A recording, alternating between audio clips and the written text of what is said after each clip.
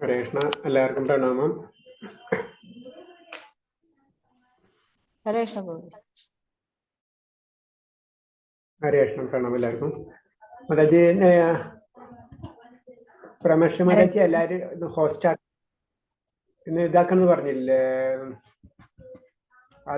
അഡ്മിനാക്കെന്ന് പറഞ്ഞിരുന്നില്ലേ മാതാജി? ആരുടെ പേരാ?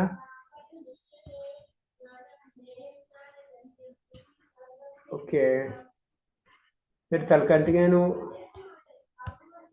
മണിഭൂഷിത മാതാജി എന്റെ അടുത്ത് പറഞ്ഞിട്ടുണ്ടായിരുന്നു പ്രഭുജി. പിന്നെ വേറെ ഒരാളുടെ പേര് പറഞ്ഞിട്ടുണ്ടായിരുന്നില്ല.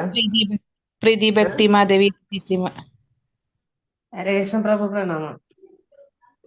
ആരാ? പ്രീതി ഭക്തി മാധവി അല്ലേ? ഓക്കെ ഓക്കെ, ഹരേ കൃഷ്ണ. രണ്ടുപേരാക്കിയ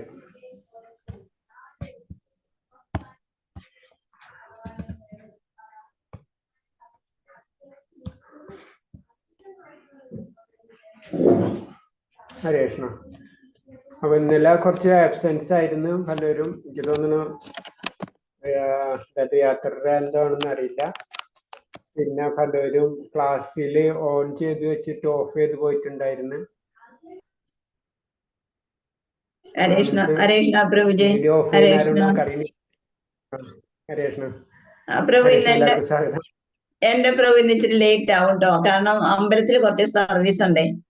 കുഴപ്പമില്ല മാതാജി, അതല്ല നമ്മളെ ഒരു സിസ്റ്റത്തിലേക്ക് വന്നാണെന്ന് മാത്രമേ ഉള്ളൂ. കാരണം എന്ന് വെച്ച് കഴിഞ്ഞാൽ നമുക്കപ്പോ എല്ലാവർക്കും നല്ലതാ. കാരണം എല്ലാവരും അല്ലെങ്കിൽ എല്ലാവരും ശ്രദ്ധ വിട്ടുപോകും. നമ്മള് ഓൺ ചെയ്ത് വെച്ചാൽ കുറച്ചും കൂടെ ഒരു കോൺസെൻട്രേഷൻ കിട്ടും. അപ്പൊ അത് കാരണം കൊണ്ടാണ്. പിന്നെ ഇതിന്റെ റൂൾസും അത് തന്നെയാണ്, അറിയാല. ഭക്തി കോഴ്സിൽ എല്ലാവരും അങ്ങനെ ചെയ്തിരിക്കണം. അറിയാം, ഇന്ന് കുറച്ച് ലേറ്റ് ആവും കാരണം അമ്പലത്തിൽ സർവീസ് കഴിഞ്ഞിട്ടേ വരത്തുള്ളൂ. അത് കാരണം കൊണ്ടാ. കാരണം പിന്നെ അത് കുഴപ്പമില്ല മാതാജി, കുഴപ്പമില്ല. അപ്പൊ എല്ലാവരും അത് മാക്സിമം എല്ലാവരും ട്രൈ ചെയ്യുക, ഓൺ ചെയ്തിരിക്കുക. അതേപോലെ തന്നെ ക്ലാസ് ഓഫ് ചെയ്യണമെങ്കിൽ അത്ര മനുഷ്യനല്ല, എന്തെങ്കിലും ആവശ്യം ഉണ്ടെങ്കിൽ അത് പറഞ്ഞിട്ട് ഓഫ് ചെയ്ത് പോവാം, കുഴപ്പമുള്ളതല്ല. കാരണം എന്ന് വെച്ച് കഴിഞ്ഞാൽ ഇന്നലെ ഞാൻ വിളിച്ചപ്പോൾ ഇങ്ങനെ പലരും മിസ്സിങ് ഉണ്ടായിരുന്നു. അപ്പൊ അത് കാരണം കൂടിയാണ്. ഹരേ കൃഷ്ണ. അപ്പൊ നമുക്ക് പ്രാർത്ഥനയ്ക്ക് കിടക്കാം. അത് കഴിഞ്ഞ് ക്ലാസ്സിലേക്ക് പോവാം. ഓം ഭഗവതേ വാസുദേവോ നമോ ഭഗവതേ വാസുദേവായ നമോ ഭഗവതേ വാസുദേവായ. നാരായണ നമസ്കൃത്യം നരം ചൈവ നരോത്തമം ദേവീം സരസ്വതിം വ്യാസം തതോ ജയമുദിരേത് നഷ്ടപ്രായേഷു ഭദ്രേഷു നിത്യം ഭാഗവത സേവയാ ഭാഗവത ഉത്തമ ശ്ലോകേ ഭക്തിർഭവതി നൈഷ്ടകീ മൂകം കരോതി വാചാലം പങ്കും ലംഘയതേ ഗിരിയത്കൃപതമഹം വന്ദേ പരമാനന്ദ മാധവം. ശ്രീ ഗുരുദീനതാരിണം ശ്രീ ചൈതന്യമീശ്വരം അജ്ഞാനതിമിരാന്ത്യസ്യ ജ്ഞാനാഞ്ജലശലാഘ്യ ചക്ഷുർമീലിതം യേന തസ്മൈ ശ്രീ ഗുരുവേ നമഃ. ശ്രീ ചൈതന്യം മനോഭിഷ്ടം സ്ഥാപിതം യേന ഭൂതലേ സ്വയം രൂപകഥാമഹ്യം തഥാ അതിസഭാ വന്ദേഹം ശ്രീ ഗുരു ശ്രീയുദ്ധപദകമലം ശ്രീ ഗുരു വൈഷ്ണവാംശ ശ്രീരൂപം സാഗരജാതം സഹനരഘുന ദാനിതം തം സജീവം സാദേവം സാവധൂതം പരിജന സഹിതം കൃഷ്ണ ചൈതന്യദേവം ശ്രീ രാധാകൃഷ്ണ പാദാൻ സഹന ലളിത ശ്രീ വിശാഖാനി താം സഹേ കൃഷ്ണ കരുണ സിന്ധു ദീനബന്ധു ജയപദേ ഗോപേശ ഗോപികാന്ത രാധാകാന്ത നമസ്തു തപ്തകാഞ്ചന ഗൗരാംഗി രാധേ വൃന്ദാവനേ ശ്രീ ഋഷഭാനുസുദേ ദേവി പ്രണാമി ഹരി കൃപാസന്ധ്യാപതിനാം പാവനേഭ്യോ വൈഷ്ണവേഭ്യോ നമോ നമോ. നമോ വിഷ്ണുപദായ കൃഷ്ണപ്രഷ്ടായ ഭൂതലേ ശ്രീമതി ഭക്തിവേദാന്ത സ്വാമിനിധി നാമിനെ നമസ്തേ. സാരസദേ ഗൗരവാണി പ്രചാരണ വിശ്വസുനവതി വസാദ്യ ദേശധാരിണി. ജയ ശ്രീകൃഷ്ണ ചൈതന്യ പ്രഭു നിത്യാനന്ദ ശ്രീ അദ്വൈത ഗദാധര ശ്രീവസാദി ഗൗരവൃന്ദ. ഹരേ കൃഷ്ണ കൃഷ്ണ കൃഷ്ണ ഹരേ ഹരേ രാമ രാമ രാമ ഹരേ ഹരേ. ഹരേ കൃഷ്ണ.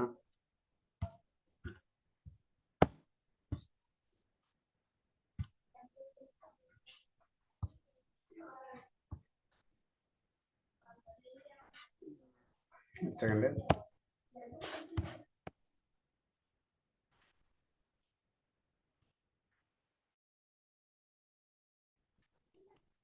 ഇന്നലെ നമ്മള് 15ാമത്തെ ശ്ലോകം വരെ എടുത്തുന്നുണ്ട് അല്ലെ? ഓർമ്മയുണ്ടോ ആരെങ്കിലും? ഇത്ര വരെ ശ്ലോകം എടുത്തെന്ന് ഓർമ്മയുണ്ടോ? ഇനിയും 15 തോന്നുന്നു. ഇനി 15, 14 വരെ എടുത്തല്ലേ നമ്മള്? ഹരേ കൃഷ്ണ. ശരി മാതാജി. പിന്നെ ഇന്ന് തൊട്ട് പറഞ്ഞല്ലേ ശ്ലോകം. ഇപ്പൊ ഞാൻ ജസ്റ്റ് ഒന്ന് അദ്ദേഹത്തിനെ പറ്റി ഇന്നലെ ക്ലാസ് ഇല്ലാത്തവരും കൂടി ഞാൻ ജസ്റ്റ് ഒരു ഇൻട്രൊഡക്ഷൻ തരാം. ഓ നമോ ഭഗവതേ വാസുദേവായ. ഭഗവാദിക്ക് ജയ്, ഗുരുദേവ്ക്ക് ജയ്, അനന്തകോടി വൈഷ്ണവ ഭക്തർക്ക് ജയ്. ഹരേ കൃഷ്ണ. അദ്ദേഹം 13 പ്രകൃതി പുരുഷ ക്ഷേത്രജ്ഞൻ. അധ്യായം 13 നമ്മൾ ഡിസ്കസ് ചെയ്യുന്നത് പ്രകൃതി പുരുഷൻ ക്ഷേത്രജ്ഞൻ.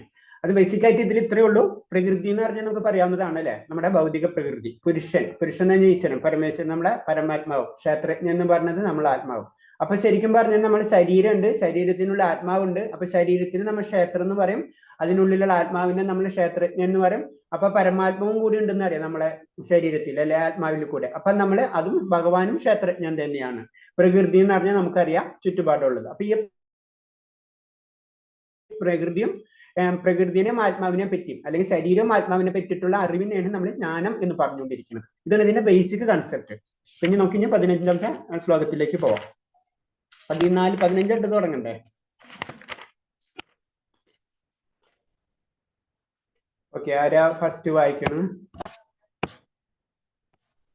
ഹരേ കൃഷ്ണ. ഹരേ കൃഷ്ണ പ്രഭുജി. ഹരേ കൃഷ്ണ. ഹരേ കൃഷ്ണ.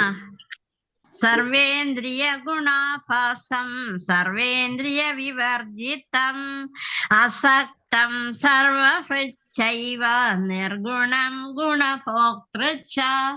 സർവേന്ദ്രിയങ്ങളുടെയും ഉൽപ്പത്തി സ്ഥാനമാണ് പരമാത്മാവ്. എന്നിരുന്നാലും അവിടുത്തേക്ക് ഇന്ദ്രിയങ്ങളില്ല. സകല ജീവജാലങ്ങളെയും നിലനിർത്തി പോരുന്നെങ്കിലും അനാസക്തനാണ്. ത്രിഗുണാതീതനും അതേസമയം തന്നെ ഭൗതിക പ്രകൃതിയുടെ ത്രിഗുണങ്ങളുടെ യജമാനനുമാണ് അദ്ദേഹം. ഹരേ കൃഷ്ണ പ്രഭുജി. ഹരേ കൃഷ്ണ. ഈ ശ്ലോകത്തില് ശരിക്കും ഭഗവാനെ പറ്റി ഇതിൽ ഈ അധ്യായത്തിൽ തന്നെ പറയുന്നത് ശരിക്കും പറഞ്ഞാൽ വളരെ ഇൻട്രസ്റ്റിംഗ് ഉള്ള ഒരു അധ്യായമാണിത്. ജ്ഞാനം നമുക്കറിയാം. 13ാമത്തെ അധ്യായം തൊട്ട് ജ്ഞാനയോഗം തുടങ്ങണല്ലേ. അപ്പൊ ജ്ഞാനയോഗത്തില് ശരിക്കും ശ്രദ്ധിച്ചാൽ അറിയാം നമുക്ക് ഭഗവാനെ പറ്റിയിട്ടുള്ള ജ്ഞാനം കറക്റ്റ് ആയിട്ട് പറഞ്ഞു. അതിൽ വരുന്ന ആത്മാവ് എന്താണ് അതൊക്കെ ഇങ്ങനെ കീറി മുറിച്ച് പറഞ്ഞുതരാന്ന് പറയില്ല. ഓരോ ഡീറ്റെയിൽ ആയിട്ട് പറഞ്ഞു തന്നെ ഞാൻ ആത്മാവ് എന്താണെന്നും അതുപോലെ പരമാത്മാവ് എന്താണെന്നും നമുക്ക് പറഞ്ഞു തരണം. അപ്പൊ ഇവിടെ വരുമ്പോ പരമാത്മാവിന്റെ കാര്യം ഇതിൽ പറഞ്ഞു തരണം ഈ ശ്ലോകത്തില്. അതിൽ പറഞ്ഞതാണ് സർവ്വ ഇന്ദ്രിയങ്ങളുടെ ഉൽപ്പത്തി സ്ഥാനമാണ് ഞാൻ. അപ്പൊ നമ്മുടെ എല്ലാ ഇന്ദ്രിയങ്ങളുടെയും കൺട്രോളർ ആരാണെന്ന് വെച്ച് കഴിഞ്ഞാൽ അത് പരമാത്മാവ്. അതന്നെ ശരിക്കും ഭഗവാനെ നമുക്ക് ഋഷികേശ് എന്ന് പറയുന്നത്. അപ്പൊ അത് തന്നെയാണ് ഇതിൽ പറഞ്ഞത്. എന്നിരുന്നാലും അവിടത്തേക്ക് ഇന്ദ്രിയങ്ങളില്ല. അപ്പൊ അവിടെ ഇന്ദ്രിയങ്ങളില്ല എന്ന് പറയുമ്പോൾ അതിന്റെ അർത്ഥം എന്ന് പറഞ്ഞു കഴിഞ്ഞാൽ നമ്മളെപ്പോലുള്ള ഇന്ദ്രിയങ്ങളില്ല എന്നാണ്. അത് നമ്മൾ ഉദ്ദേശിക്കുന്ന ഇന്ദ്രിയങ്ങളില്ല. ഇപ്പൊ കണ്ണ്, ചെവി, നാക്ക് എന്നൊക്കെ പറഞ്ഞാൽ അങ്ങനത്തെ ഇന്ദ്രിയങ്ങൾ ഭഗവാനില്ല. സകല ജീവജാലങ്ങളെ നിലനിർത്തി പോരുന്നുവെങ്കിലും അനാസക്തനാണ്. കാരണം ഒന്നിനോടും എല്ലാ ജീവജാലങ്ങളെ നിലനിർത്തി പോരുന്നെങ്കിലും ഭഗവാൻ ആരായിട്ടും അങ്ങനത്തെ നമ്മൾ ആസക്തി നമ്മളറിയില്ല, ഡിറ്റാച്ച്മെന്റ് ആണ് ഭഗവാൻ. അങ്ങനത്തെ കണക്ഷൻ ഉണ്ടോന്ന് വെച്ചിട്ടുണ്ട്. അതായത് എല്ലാതും ഭഗവാന്റെ കൺട്രോളിലാണ്. അതിനായിട്ട് ഒരു മീനിങ്ങാണ് അതില് വരുന്നത്. പിന്നെ ത്രിഗുണന അതീതനാണ്. നമുക്കറിയാം ഭൗതിക പ്രകൃതിയുടെ ഗുണങ്ങൾ വരുമ്പോ 3 ഗുണങ്ങൾ ഉണ്ടെന്ന് അറിയാലേ. സത്യ, രജസ്, തമസ് ഗുണങ്ങളുണ്ട്. അപ്പൊ ഈ 3 ഗുണത്തിന്റെയും അപ്പുറത്താണ് ഭഗവാൻ. ഭൗതിക പ്രകൃതി സൃഷ്ടിച്ച് അതിന്റെ ഗുണങ്ങളും സൃഷ്ടിച്ചെങ്കിലും ഭഗവാൻ അതിൽപ്പെട്ടതല്ല. ഭഗവാൻ അതിന്റെ അപ്പുറത്തുള്ളതാണ്. അതാണ് അതീതൻ എന്ന് പറയുന്നത്. അതേസമയം ഭൗതിക ത്രിഗുണങ്ങളെ യജമാനനുമാണ് അദ്ദേഹം. അപ്പൊ ഭൗതിക പ്രകൃതി നിർമ്മിച്ചത് കൊണ്ട് അല്ലെങ്കിൽ ഭൗതിക പ്രകൃതിയെ കൺട്രോൾ ചെയ്യുന്നത് ശരിക്കും ഭഗവാൻ. അതിന് യജമാൻ എന്ന് പറയുന്നത്. പക്ഷെ അതിന്റെ അർത്ഥം എന്ന് വെച്ചാൽ അതിന്റെ നിയമങ്ങൾ, ഭൗതിക പ്രകൃതിയുടെ നിയമങ്ങള് ഭഗവാൻ അപ്ലിക്കബിൾ അല്ല. ഇതാണ് ഈ ശ്ലോകത്തിന്റെ അർത്ഥം. അപ്പൊ പക്ഷെ ഇതിൽ പറയുന്ന പോയിന്റ്സുകൾ എന്ന് പറയുന്നത് ജീവസത്തകളുടെ സർവ്വ ഇന്ദ്രിയങ്ങളും ഉത്ഭവസ്ഥാനം ഭഗവാനാണ്. അപ്പൊ നമ്മൾ പറഞ്ഞ പോലെ തന്നെ അല്ലാതെ എല്ലാതും നിർമ്മിച്ചിട്ടുള്ളത് എല്ലാത്തിന്റെ ശക്തി, എല്ലാ ഇന്ദ്രിയങ്ങൾക്കുടെയും ശക്തി എന്ന് പറയുന്നത് ഭഗവാനാണ്. എങ്കിലും അവർക്കുള്ളതുപോലെ ഭൗതികേന്ദ്രിയങ്ങൾ പരമപുരുഷനായ ഭഗവാനുള്ളത്. അപ്പൊ അത് പറയുന്നത് വെച്ചാൽ നമുക്കുള്ളത് പോലെയുള്ള, നമുക്ക് കണ്ണുണ്ട്, ചെവിയുണ്ട്, ഇങ്ങനെയുണ്ട്, അതേപോലത്തെ ഇന്ദ്രിയങ്ങളല്ല ഭഗവാനുള്ളത്. അതല്ല ഭഗവാന്റെ ഇന്ദ്രിയങ്ങൾ എന്ന് പറഞ്ഞത് ഭഗവാൻ അതീന്ദ്രിയനാണ്. അതീന്ദ്രിയൻ എന്ന് പറഞ്ഞു കഴിഞ്ഞാൽ ഇന്ദ്രിയങ്ങൾക്ക് അപ്പുറത്തുള്ള ശക്തിയാണ് ഭഗവാൻ. അപ്പൊ അത് നമുക്കറിയാം ഭഗവാന്റെ മനസ്സും അല്ലെങ്കിൽ ആത്മാവും ശരീരവും ഒന്ന് തന്നെയാണ് അല്ലെ. അപ്പൊ അതല്ല നമ്മൾ സാധാരണ രീതിയിൽ പെട്ടെന്ന് മനസ്സിലാക്കാൻ വേണ്ടി നമ്മൾ പറയുന്നത് ഭഗവാന്റെ കണ്ണുകൊണ്ട് നമുക്ക് ഭഗവാൻ പ്രസാദം സ്വീകരിക്കും എന്ന് പറയുന്നത്. അപ്പൊ നമ്മ പ്രസാദം കൊടുക്കുമ്പോൾ ഭഗവാൻ അത് എങ്ങനെ സ്വീകരിക്കുന്നത്? അപ്പൊ നമുക്കത് മനസ്സിലാവില്ല. അപ്പൊ ഭഗവാന്റെ ഇന്ദ്രിയങ്ങൾ ഉണ്ടെന്ന് വെച്ചാൽ നമ്മളെ പോലത്തുള്ള ഇന്ദ്രിയങ്ങളല്ല ഭഗവാൻ. അതിന് ഭഗവാന്റെ ഒരു ഇന്ദ്രിയം കൊണ്ട് പല കാര്യങ്ങളും ഭഗവാന് ചെയ്യാൻ പറ്റും. കണ്ണുകൊണ്ട് പ്രസാദം സ്വീകരിക്കാൻ, അതായത് നിവേദ്യം സ്വീകരിക്കാനുള്ള ഭഗവാന് ശക്തിയുണ്ട്. ആ പോയിന്റിലാണ് നമുക്ക് മനസ്സിലാക്കേണ്ടത്. അതുകൊണ്ട് ഭഗവാൻ ഇന്ദ്രിയങ്ങൾ ഇല്ല എന്നല്ല, നമ്മുടെ ഇന്ദ്രിയങ്ങൾക്ക് പോലത്തുള്ള ഇന്ദ്രിയങ്ങളല്ല ഭഗവാന്റെ എന്നാണ് പറയുന്നത്. വ്യക്തിഗത ആത്മാക്കൾക്കും ആത്മീയന്ദ്രിയങ്ങളുണ്ട്. ഇതാണ് നമ്മൾ ഏറ്റവും ഇമ്പോർട്ടന്റ് ആയിട്ട് ശ്രദ്ധിക്കേണ്ട പോയിന്റ്. വ്യക്തിഗത ആത്മാക്കൾക്ക് ഇന്ത്യ പ്രബോധ സ്വാമി നമുക്ക് കറക്റ്റ് ആയിട്ട് പറഞ്ഞു തരുന്നുണ്ട്. കാരണം ഈ ഭാവാർത്ഥത്തില് വ്യക്തികൾക്കും നമുക്കും ആത്മീയമായ ഇന്ദ്രിയങ്ങൾ ഉണ്ടെന്നാ പറയുന്നത്. അപ്പൊ നമുക്ക് ഇന്ദ്രിയങ്ങളുണ്ട്, ശരിക്കും പറഞ്ഞാൽ ആത്മീയമായിട്ടുള്ള ഇന്ദ്രിയങ്ങളുണ്ട്. അതാണ് നമ്മൾ അതീന്ദ്രിയത്തിലേക്ക് നമ്മൾ കടന്നു കഴിഞ്ഞാൽ ആ അതീന്ദ്രിയം ഉപയോഗിച്ചിട്ടുണ്ട് ഭഗവാനായിട്ട്, അതായത് രണ്ടും ഒരേപോലെ മാറി.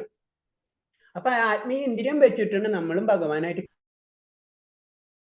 കണക്ട് ചെയ്യണം. അതിന് ഇതിൽ നിന്ന് മനസ്സിലാക്കുന്നത് വ്യക്തിഗത ആത്മാക്കൾക്കും അതീന്ദ്രിയമായ ഇന്ദ്രിയങ്ങളുണ്ട്. ബദ്ധമായ ജീവിതത്തിൽ ഭൗതിക ഘടകങ്ങൾ ആവരണം ചെയ്യപ്പെട്ടിരിക്കുകയാണ് അവ. അതാണ് ഏറ്റവും ഇമ്പോർട്ടൻസ്. ഇത് എവിടെ ഇരിക്കുന്നത്? കാരണം നമുക്കുള്ള ഭൗതികമായിട്ടുള്ള പല പ്രശ്നങ്ങൾ ഭൗതിക ഘടകങ്ങളാൽ ഈ ആത്മീയ ഇന്ദ്രിയത്തിനെ ആവരണം ചെയ്യപ്പെട്ടിരിക്കുന്നു. അപ്പൊ എപ്പോഴും നമ്മൾ ആ ഭൗതികത മാറുമ്പോൾ നമ്മൾ ആത്മീയ ഇന്ദ്രിയം ഉണരും. അതാണ് അതിൽ നിന്ന് മനസ്സിലാക്കേണ്ടത്. അപ്പൊ ആത്മീയ ഇന്ദ്രിയത്തിൽ കൂടിയാണ്. അതിന് ഭഗവാനെ നമ്മളെ കണ്ണുകൊണ്ട് കാണാൻ കഴിയില്ല എന്നും ഇതൊക്കെ പറയുന്നതിന്റെ കാരണം എന്ന് വെച്ച് കഴിഞ്ഞാൽ ഭഗവാനെ കാണുന്നത് നമ്മൾ അതീന്ദ്രിയമായ ഇന്ദ്രിയങ്ങൾ ഉപയോഗിച്ചു നമ്മളെ. കാരണം നമുക്കറിയാം വളരെ സിമ്പിൾ കൺസെപ്റ്റ് ആണ്. കാരണം ഭഗവാന്റെ അംശം നമ്മളുണ്ടെങ്കിൽ ഭഗവാനെ പോലെ തന്നെ ആയിരിക്കും നമ്മൾ, അല്ലെ? അപ്പൊ അത് തന്നെയാണ്. അപ്പൊ നമുക്കും അതീന്ദ്രിയമായ ഇന്ദ്രിയങ്ങളുണ്ട്. ആ ഇന്ദ്രിയങ്ങൾ ഉള്ളത് കാരണം കൊണ്ട് ഭഗവാനെ നമുക്ക് ആ അതീന്ദ്രിയമായ ഇന്ദ്രിയങ്ങൾ ഉപയോഗിച്ചിട്ട് നമുക്ക് ഭഗവാനെ കാണാം. പക്ഷെ ഇപ്പൊ സംഭവിക്കണമെന്ന് വെച്ച് കഴിഞ്ഞാൽ അത് ഭൗതിക ഘടകങ്ങളാൽ ആവരണം ചെയ്യപ്പെട്ടിരിക്കുകയാണ്. അത് അപ്പൊ ഭൗതികത എന്നെടുത്ത് നമ്മൾ മാറ്റുന്നോ അല്ലെങ്കിൽ അത് പ്യൂരിഫൈ ചെയ്യണോ അന്ന് നമുക്ക് അതീന്ദ്രിയമായ അവസ്ഥയിലേക്ക് നമ്മൾ എത്തിച്ചേരും. പിന്നെ മഹാപ്രഭു അവക്തഗതനല്ല, കാലുകളും കൈകളും അദ്ദേഹത്തിനുണ്ട്. അപ്പം അത് ഒരു കൺസെപ്റ്റ് എന്ന് പറഞ്ഞത് ഭഗവാൻ ഒരു രൂപമുണ്ട്. അത് നമ്മ ഉദ്ദേശിക്കുന്ന ആ ലെവലല്ല. അതിന്റെ നമ്മൾ ഉദ്ദേശിക്കുമ്പോൾ ഭഗവാന് എല്ലാ കാര്യങ്ങളും ഭഗവാൻ അല്ലാതെ ഉണ്ട്. പക്ഷെ അത് നമുക്ക് മനസ്സിലാക്കാൻ പറ്റാത്തതിന്റെ അപ്പുറത്തേക്കാണ്. അതിന് കാലുകളും കൈകളും അദ്ദേഹത്തിന്. അപ്പൊ നമ്മളെ കാലും കഴിക്കുന്ന ഒരു ഫിസിക്കലായിട്ടുള്ള ഒരു ഇതുണ്ട്. അതിൽക്കുള്ള നമുക്ക് കൈ നീട്ടാൻ പറഞ്ഞ ഒരു റേഞ്ചിൽ കൂടുതൽ നമുക്ക് കൈ നീട്ടാൻ പറ്റില്ല. പക്ഷെ ഭഗവാന്റെ കൈ നീട്ടിക്കഴിഞ്ഞാൽ അത് എവിടെ വേണമെങ്കിലും എത്തും. അതാണ് ഭഗവാന് കൈകളും കാലുകളും ഉണ്ടെങ്കിൽ അത് ലിമിറ്റ്ലെസ് ആണ്. നമ്മളെപ്പോലെ നമുക്ക് ചിന്തിക്കാൻ പറ്റില്ല. അതാണ് ഇതിൽ ഉദ്ദേശിക്കുന്നത്. അതൊക്കെ അതീന്ദ്രിയമായിട്ടുള്ള ലെവലാണ്. അതീന്ദ്രിയ തലത്തിലേക്ക് വരാമെങ്കിൽ നമുക്ക് ഭഗവത് രൂപം ദൃശ്യമാകും. അപ്പൊ ക്ലിയർ നമ്മളോട് പ്രഭുസ്വാമി നമുക്ക് ക്ലിയർ കട്ട് പറയണെന്ന് വെച്ച് കഴിഞ്ഞാല് ആ ഭഗവത് രൂപം നമുക്ക് എപ്പോ ദൃശ്യമാകും? നമ്മ അതീന്ദ്രിയ തലത്തിലേക്ക് ഉയർന്നു കഴിഞ്ഞാൽ തീർച്ചയായിട്ടും നമുക്ക് ഭഗവത് രൂപം ദൃശ്യമാകും എന്നാണ് ഇതിൽ കൂടെ പറഞ്ഞു തരുന്നത്. അടുത്ത ശ്ലോകം ആരാ വായിക്കും? ഹരേ കൃഷ്ണ. അനന്തേശ്വരി മാതാജി വായിച്ചോളൂ. മാതാജി അനന്തേശ്വരി മാതാജി. ഹരേ കൃഷ്ണ. ബഹിരന്തച്ച ഭൂതാനാം അചരം ചരമേവ ച സൂക്ഷ്മത്വാത്തത വിജ്ഞേയം ദൂരസ്ഥം ചാന്തികേ ച തത്. പരമതത്വം ചരങ്ങളും അചരങ്ങളുമായ എല്ലാ ജീവികളുടെ ഉള്ളിലും പുറത്തും കുടികൊള്ളുന്നു. അതിസൂക്ഷ്മഭാവം മൂലം ഭൗതികേന്ദ്രിയങ്ങൾക്ക് അദ്ദേഹത്തെ കാണാനോ അറിയാനോ കഴിയില്ല. അതിദൂരസ്ഥനെങ്കിലും ഏവർക്കും സമീപസ്ഥനുമാണ് അദ്ദേഹം. ഹരേ കൃഷ്ണ. ഹരേ കൃഷ്ണ. അടുത്ത ശ്ലോകത്തില് ഇപ്പൊ നമ്മളെ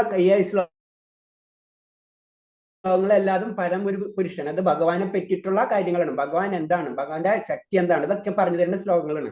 അപ്പൊ ഇതിൽ പറഞ്ഞ പരമതത്വം ചരങ്ങളും അചരങ്ങളുമായ എല്ലാ ജീവികളും ഉള്ളിലും പുറത്തും കുടികൊള്ളുന്നു. അപ്പൊ ഭഗവാൻ ഉള്ളിലുണ്ട് പുറത്തുണ്ട്. അതാണ് നമുക്ക് മനസ്സിലാവാത്തത്. സാധാരണ രീതിയിൽ നമ്മൾ യുക്തി വെച്ച് നമ്മളെ സാധാരണ ബുദ്ധി വെച്ച് ചിന്തിച്ചു കഴിഞ്ഞാൽ നമുക്ക് മനസ്സിലാവാത്തത് അതൊക്കെയാണ്. പരമതത്വം ചരങ്ങളും അചരങ്ങളുമായ എല്ലാ ജീവികളും. അപ്പൊ ചരങ്ങളും അചരങ്ങളും ഉണ്ട്, ചലിക്കാത്തതല്ലേ. അപ്പൊ അങ്ങനത്തെ എല്ലാ ജീവികളിലും എന്തുണ്ട്? ഭഗവാൻ. അത് പുറത്തുണ്ട് അകത്തുണ്ട്. അതിസൂക്ഷ്മഭാവം മൂലം ഭൗതിക ഇന്ദ്രിയങ്ങൾക്ക് അദ്ദേഹത്തെ കാണാനോ അറിയാനോ കഴിയില്ല. അപ്പൊ ഭഗവാന്റെ അതീന്ദ്രിയത്വം മൂലമാണ് നമുക്ക് അദ്ദേഹത്തെ കാണാനോ അറിയാനോ കഴിയാത്തത്. അതിദൂരസ്ഥനാണെങ്കിൽ എല്ലാവർക്കും സമീപസ്ഥനുമാണ് അദ്ദേഹം. അപ്പൊ ഭഗവാൻ അതിദൂരസ്ഥനാണെന്ന് ഇതിൽ നിന്ന് മനസ്സിലാക്കണം. നമ്മൾ അങ്ങനെയാണ് മനസ്സിലാക്കേണ്ടത്. അതിദൂരസ്ഥനാണെങ്കിൽ അപ്പൊ ഭഗവാൻ വളരെ ദൂരത്തിൽ തന്നെയാണ്. അതായത് നമുക്കറിയാം ഗോലോക വൃന്ദാവൻ എന്നുള്ള ആ ഭഗവാന്റെ ധാമത്തിനാണ് ഭഗവാൻ ഉള്ളത്. അപ്പൊ അവിടുന്ന് ഇവിടേക്ക് എത്താൻ ഭഗവാന് സമയത്തിന്റെ ആവശ്യമില്ല. അതുകൊണ്ടാണ് ഭഗവാൻ ഏത് സമയത്തും നമ്മുടെ അടുത്തുള്ളത്. ഒരു ഭക്തനെ സംബന്ധിച്ച് ഏത് സമയത്തും അടുത്തുള്ളതെന്ന് പറയാൻ കാരണം എന്ന് വെച്ച് കഴിഞ്ഞാൽ ഭഗവാന് ദൂരത്തിന്റെ ഒരു പ്രശ്നമില്ല. അതേപോലെ തന്നെ ഭഗവാൻ ഉള്ളിലുണ്ട് പുറത്തുണ്ട് എന്ന് പറഞ്ഞു വരുന്നത്. കാരണം വെച്ച് വേറെ പറയുമ്പോ ആധ്യാത്മിക ആനന്ദത്തിൽ മുഴുകിയിരിക്കുന്ന പരപുരുഷൻ തന്റെ സമ്പൂർണ്ണ ഐശ്വര്യങ്ങൾ അനുഭവിക്കുന്ന എങ്ങനെയെന്ന് നമുക്ക് മനസ്സിലാക്കാൻ കഴിയില്ല. അപ്പൊ എന്താണ് ഭഗവാനായ ഗോലോക വൃന്ദാവനം എന്നുള്ള ആ ധാമത്തിലെ ആധ്യാത്മിക ആനന്ദത്തിൽ, ആ പരമമായ ആനന്ദത്തിലാണ് എപ്പോഴും മുഴുകിയിരിക്കുന്നത് അല്ലെ. അപ്പൊ നമുക്ക് സിമ്പിൾ ആയിട്ട് നമ്മളെ ഒരു കൺസെപ്റ്റ് അനുസരിച്ച് നമ്മ ചിന്തിച്ചാൽ അറിയാം, ഭഗവാൻ രൂപം എപ്പോഴും കണ്ണടച്ച ഒരു ചെറിയൊരു മന്ദസ്മിതം കൊണ്ടാണ് ഇരിക്കുന്നത് അല്ലെ. അതിനായ പരമാനന്ദത്തിൽ വിഷ്ണു രൂപങ്ങളിലൊക്കെ ശ്രദ്ധിച്ചു കഴിഞ്ഞാൽ, അല്ലെങ്കിൽ ഭഗവാന്റെ രൂപം തന്നെ എടുത്താലും എപ്പോഴും ഒരു മന്ദസ്മിതം ഉണ്ടാവും അല്ലെ. ഒരു ചിരി എപ്പോഴും ഒരു ചെറിയ പുഞ്ചിരി, അത് പറയുന്നതാണ് ആധ്യാത്മിക ആനന്ദത്തിലാണ് ഭഗവാൻ എപ്പോഴും മുഴുകിയിരിക്കുന്നത്. തന്റെ സമ്പൂർണ്ണ ഐശ്വര്യങ്ങൾ അനുഭവിക്കുന്നത് എങ്ങനെയാണെന്ന് നമുക്ക്, അപ്പൊ ഭഗവാൻ എങ്ങനെയാണ് ആ ഐശ്വര്യങ്ങൾ അനുഭവിക്കണമെന്ന് നമുക്കറിയില്ല. അപ്പൊ ഭഗവാന്റെ ലെവല് അത് നമ്മൾ ചിന്തിക്കുന്നതിന് അപ്പുറത്താണ്. അതാണ് ഭഗവാൻ ഇതിൽ കൂടെ പറഞ്ഞു തരുന്നത്. കാരണം ഭഗവാൻ അറിയണമെങ്കിൽ വളരെ ക്ലിയർ കട്ട് പറഞ്ഞത് കൃഷ്ണബോധ പരിശീലന ഇന്ദ്രിയ മനസ്സുകളെ പവിത്രീകരിച്ച് ഭക്തിയുത സേവനത്തിൽ ഏർപ്പെടുന്നവർക്ക് മാത്രം നിരന്തരം ഭഗവത് ദർശനം സാധ്യമാവൂ. അപ്പൊ അത്രയുമായ കണ്ടീഷൻ എന്ന് പറഞ്ഞത് ഭഗവാനെ ദൃശ്യമാക്കണമെങ്കിൽ നമ്മൾ ഇന്ദ്രിയ മനസ്സിനും പവിത്രീകരിക്കണം. ആ പവിത്രീകരിക്കുക എന്ന് പറഞ്ഞു കഴിഞ്ഞാൽ നമ്മൾ നമ്മൾ അതീന്ദ്രിയത്തെ ഉയർത്തുക എന്നതാണ്. അങ്ങനെ ഉയർത്തി കഴിഞ്ഞാൽ മാത്രമേ ഭഗവാനെ നമുക്ക് ദൃശ്യമാകാൻ കഴിയുള്ളൂ. അതാണ് പറഞ്ഞു. അതാണ് ഭഗവാൻ ദൂരത്താണെങ്കിൽ. അപ്പൊ സാധാരണ ഒരു വ്യക്തിനെ സംബന്ധിച്ച് ഭഗവാൻ വളരെ ദൂരത്താണ്. കാരണം ഭഗവാനെ കാണാൻ നമുക്ക് ചിന്തിക്കാൻ അടക്കം പറ്റില്ല. അതല്ല അതിൽ പറയുന്നത്. അത്രയും സഹസ്രസദ ലക്ഷ്മി സേവമാനി എന്ന് പറഞ്ഞ, അപ്പൊ അത്രയും ലക്ഷ്മിമാര് സേവിക്കുന്നത് അപ്പൊ അത്രയും ഇമ്പോർട്ടൻസ് ഉള്ള ഒരു വ്യക്തിയാണ് അല്ലെ ഭഗവാൻ പറഞ്ഞു.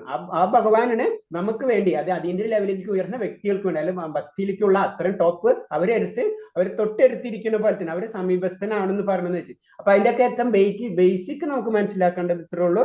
കാരണം ആ കൃഷ്ണാബോധ പരിശീലനം നടത്തിയ ഇന്ദ്രിയ മനസ്സുകളെ ശുദ്ധീകരിച്ചാൽ മാത്രമേ ഭഗവത് ദർശനം നമുക്ക് സാധ്യമാകുകയുള്ളൂ എന്നാണ് ഈ ശ്ലോകത്തിൽ കൂടെ പറഞ്ഞു തരുന്നത്. ഹരേ കൃഷ്ണ. ഹരേ കൃഷ്ണ.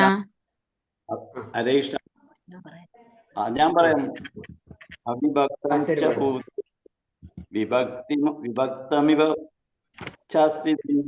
ഭൂതഭക്ത തജ്ഞേയം ഗ്രസിഷ്ണു പ്രഭ വിഷ്ണു ച. അർത്ഥം വായിച്ചോ പ്രഭു? ഓരോ ജീവിയിലും വെവ്വേറെ കാണപ്പെടുന്നുവെങ്കിലും പരമാത്മാവ് അവിഭാജ്യനാണ്. ഏകനായി സ്ഥിതി ചെയ്യുന്ന ഭൂതജാലത്തെ നിലനിർത്തുന്നതോടൊപ്പം സംഹരിക്കുകയും സൃഷ്ടിക്കുകയും ചെയ്യുന്നത് അദ്ദേഹമാണ് എന്ന് മനസ്സിലാക്കണം. ഹരേ കൃഷ്ണ. ഹരേ കൃഷ്ണ. പിന്നെ പറയുന്നത് ഓരോ ജീവിയിലും വെവ്വേറെ കാണപ്പെടുന്നതുമെങ്കിലും പരമാത്മാവ് അവിഭാജ്യനാണ്, ഏകനായി സ്ഥിതി ചെയ്യുന്നു, ഭൂതജാലത്തെ നിലനിർത്തുന്നതോടൊപ്പം സംഹരിക്കുകയും സൃഷ്ടിക്കുകയും ചെയ്യുന്നത് അദ്ദേഹം എന്ന് മനസ്സിലാക്കണം. അപ്പൊ നമുക്കൊരു ചെറിയ തെറ്റിദ്ധാരണ ഉണ്ടാവും. അത് കാരണം അത് ക്ലിയർ ചെയ്യാനാണ്. ഭഗവാൻ എല്ലാവരുടെയും ഹൃദയത്തിലും, ജീവാത്മാവിന്റെ കൂടെ പരമാത്മാവ് ഉണ്ടെന്ന് പറയുമ്പോ പരമാത്മാവിനെ നമ്മൾ മുറിക്കാൻ പറ്റില്ല. അതെന്ന് പറഞ്ഞു പരമാത്മാ വിഭാജനം എന്ന് പറഞ്ഞു. ഭഗവാന്റെ ശക്തി എല്ലാത്തിലും ഉണ്ട്. അതാണ് അതിൽ നിന്ന് മനസ്സിലാക്കേണ്ടത്. അതാണ് എല്ലാ ജീവജാലങ്ങളിലും ഭഗവാൻ കാണപ്പെടുന്നുവെങ്കിലും പരമാത്മാ വിഭാജനാണ്. കാരണം എന്ന് വെച്ചാൽ അത് മുറിച്ചിങ്ങനെ കഷ്ണമായിട്ട് നമുക്ക് കുറിക്കാൻ പറ്റില്ല. ഭഗവാന്റെ ശക്തി എല്ലാവർക്കും സ്പ്രെഡ് ആയിട്ടിരിക്കുന്നു. പക്ഷെ നമ്മൾ നോക്കുമ്പോ നമ്മളെ ചിന്താഗതി അനുസരിച്ച് നമ്മളെ ഹൃദയത്തിലുണ്ട്. മറ്റുള്ള ഏത് ജീവജാലങ്ങൾക്കുള്ളിലും ഭഗവാനുണ്ട്. ഭഗവാന്റെ പരമാത്മാ രൂപേണ ഭഗവാൻ നിൽക്കുന്നുണ്ട് എന്നാണ്. ഏകനായി സ്ഥിതി ചെയ്യുന്നു. അത് ഭഗവാൻ അവിടെ നോക്കുമ്പോ അത് സെപ്പറേറ്റ് എൻറ്റിറ്റി അതല്ലേ. നമ്മളൊരു വ്യക്തിത്വം ഉണ്ട്. അതേപോലെ തന്നെ പരമാത്മാവിന് ഓരോ ജീവജാലങ്ങളിലും ഒരു വ്യക്തിത്വം ഉണ്ട്. അതിന്റെ അർത്ഥം എന്ന് വെച്ച് കഴിഞ്ഞാൽ അവിടെ മാത്രം ഒതുങ്ങി നിൽക്കണതല്ല, ഇത് കംപ്ലീറ്റ് കണക്റ്റഡ് ആണ്. പരമാത്മാവ് ഒന്നിച്ച് തന്നെയാണ്. പക്ഷെ നമ്മൾ ഓരോ വ്യക്തിനെ എടുത്ത് നോക്കുമ്പോൾ ഓരോ ജീവജാലങ്ങളിലും ഓരോ പരമാത്മാവുണ്ട്. അതിന് പറയുന്നത്. പിന്നെ അതിൽ പറയുന്നത് ഏകനായി സ്ഥിതി ചെയ്യുന്നു, ഭൂതജാലത്തെ നിലനിർത്തുന്നതോടൊപ്പം സംഹരിക്കുകയും സൃഷ്ടിക്കുകയും ചെയ്യുന്നത് അദ്ദേഹം എന്ന് മനസ്സിലാക്കണം. അപ്പൊ നമുക്ക് വേറൊരു കാര്യം ഇതിൽ പറഞ്ഞാൽ നമുക്കറിയാം, സ്ഥിതി സൃഷ്ടി സംഹാരം ഇതെല്ലാതും ഭഗവാനാണ്. അത് നമുക്ക് ആദ്യമേ തന്നെ മനസ്സിലാക്കിയിട്ടുള്ള പോയിന്റ്സുകളാണല്ലേ. ഭഗവാൻ നിന്നുള്ള വിസ്തരണങ്ങളും അതുപോലെ തന്നെ ഗർഭോദായ വിഷ്ണു, അങ്ങനെ പല വിഷ്ണുമാര് വന്നിട്ട് ശേഷം അതിൽ തന്നെ വരുന്ന നാരായണിൽ നിന്നാണ് ശരിക്കും ഗർഭോദായ വിഷ്ണു അല്ലെ കാരണോദായ വിഷ്ണു വരുന്നത്. അപ്പൊ അവിടെ നിന്ന് ഇതൊക്കെ എന്ത് തന്നെയായാലും ഇതിന്റെ എല്ലാത്തിന്റെ സ്റ്റാർട്ടിങ് സംഹരിക്കുന്നതും സൃഷ്ടിക്കുന്നതും അദ്ദേഹമാണ് എന്ന് മനസ്സിലാക്കണം എന്ന് പറയുന്നത്. അതായത് നമ്മൾ ഈ ലോകം തന്നെ പ്രകൃതിനെ സൃഷ്ടിക്കുന്നതും ഭഗവാൻ തന്നെ, പ്രകൃതിനെ സംഹരിക്കുന്നതും ഭഗവാൻ തന്നെ. അതിന് നമുക്കറിയാലോ, ബ്രഹ്മാവിനെ സൃഷ്ടിച്ചിട്ട് ആ ബ്രഹ്മാവിന്റെ ഇത് കഴിയുമ്പോഴും അല്ലെങ്കിൽ ഒരു ദിവസം ബ്രഹ്മാവിന്റെ ഓരോ ദിവസത്തിലും ഒരു ചെറിയ പ്രളയം ഉണ്ടാവുന്നു. ആ സമയത്ത് ജീവജാലങ്ങൾ പ്രകൃതി തന്നെ ഭഗവാനിലേക്ക് ഉള്ളിലേക്ക് വരുന്നു, വീണ്ടും പുറത്തേക്ക് വരും, പിന്നെ മഹാപ്രളയത്തിലും ഇത് തന്നെ സംഭവിച്ചുകൊണ്ടിരിക്കും. അപ്പൊ ഭൂതജാലത്തെ നിലനിർത്തുന്നതോടൊപ്പം അതായത് സ്ഥിതി, സംഹാരം, സൃഷ്ടി ഇതെല്ലാതും അദ്ദേഹമാണെന്ന് മനസ്സിലാക്കണം. ഇതൊക്കെ പറഞ്ഞു വരുന്നത് എന്താണ് പരമാത്മാവിന്റെ ശക്തി, ആ ശക്തിനെ പറ്റിയിട്ടുള്ള ആ ശ്ലോകങ്ങളാണ് ഇതിൽ കൂടെ പറഞ്ഞു തരുന്നത്. അതിന് സൃഷ്ടിയുടെ ആരംഭത്തിൽ എല്ലാ രൂപങ്ങളെയും പൂർവ്വസ്ഥിതിയിലാക്കുകയും പ്രളയകാലത്ത് സംഹരിക്കുകയും ചെയ്യുന്നു. അപ്പൊ എല്ലാ ജീവജാലങ്ങളും എന്താ സംഭവിക്കുന്നത്, ആ സംഹാരം ഉണ്ടാവുന്ന സമയത്ത് അല്ലെങ്കിൽ സംഹരിക്കുന്ന സമയത്ത് അല്ലെങ്കിൽ പ്രളയം ഉണ്ടാവുന്ന സമയത്ത് ഇത് ഭഗവാനിലേക്ക് ലയിക്കുകയും അത് കഴിഞ്ഞിട്ട് വീണ്ടും ആ രൂപങ്ങൾ സൃഷ്ടിയുടെ സമയത്ത് വീണ്ടും ആ രൂപങ്ങൾ പൂർവ്വസ്ഥിതിയിലാക്കി ആക്കുകയും ചെയ്യുന്നു. അപ്പൊ നമുക്ക് വേറെ രീതി മനസ്സിലാക്കി കഴിഞ്ഞാൽ ഇപ്പൊ ഒരു ഗ്ലാസ് വെള്ളം, ആ വെള്ളം അതേപോലെ തന്നെ അങ്ങോട്ട് പോയി അവിടെ ഇരുന്നു, അതേപോലെ തന്നെ കാലത്ത് വരുമ്പോ നമ്മൾ സ്വപ്നം കണ്ട് ഇരിക്കുന്ന പോലെ അത്ര ഉള്ളതിൻ്റെ അതേപോലെ തന്നെ ആയിരിക്കും എന്നാ പറഞ്ഞത്. അതിന് എല്ലാ രൂപങ്ങളും പൂർവ്വസ്ഥിതിയിലാകും എന്നാ പറയുന്നത്. അവിടെ വേറെ രൂപമല്ല കിട്ടുന്നു, ആ പൂർവ്വസ്ഥിതിയിൽ തന്നെ നമ്മൾ ഇങ്ങോട്ട് വരും. ഇപ്പൊ ഞാൻ എന്നുള്ളൊരു വ്യക്തി ഭഗവാനിലേക്ക് ഇന്ന് പെട്ടെന്ന് പോയി കഴിഞ്ഞാൽ നാളെ പ്രളയം കഴിഞ്ഞ് കഴിഞ്ഞാൽ അതേപോലെ തന്നെ ഞാൻ ഇങ്ങോട്ട് പോരും. അതിന് പറയുന്നത് പൂർവ്വസ്ഥിതിയിലാവുകയും പ്രളയകാലത്തെ സംഹരിക്കുകയും. അതേപോലെ തന്നെയാണ് അത് വന്നുകൊണ്ടിരിക്കുന്നത്. അത് ഒരു റെസ്റ്റിംഗ് പീരീഡ് എന്ന് മാത്രമേ ഉള്ളൂ, നമ്മൾ ഉറങ്ങുന്ന പോലെ തന്നെ. അതിൽ നിന്ന് മനസ്സിലാക്കേണ്ടത് നമ്മള്. അടുത്ത ശ്ലോകം കൃഷ്ണ ബിന്ദു സി കെ മാതാജി വായിച്ചോളൂ.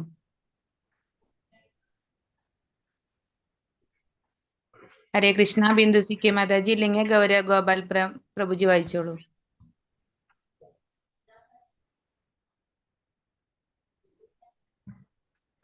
ലസിത മാതാജി സമയം കളയേണ്ട, അടുത്ത ആള് വായിച്ചോളൂ. ലസിത മാതാജി. ഹരേ കൃഷ്ണ. ഹരേ കൃഷ്ണ. വായിക്കട്ടെ. ജ്യോതിഷമപി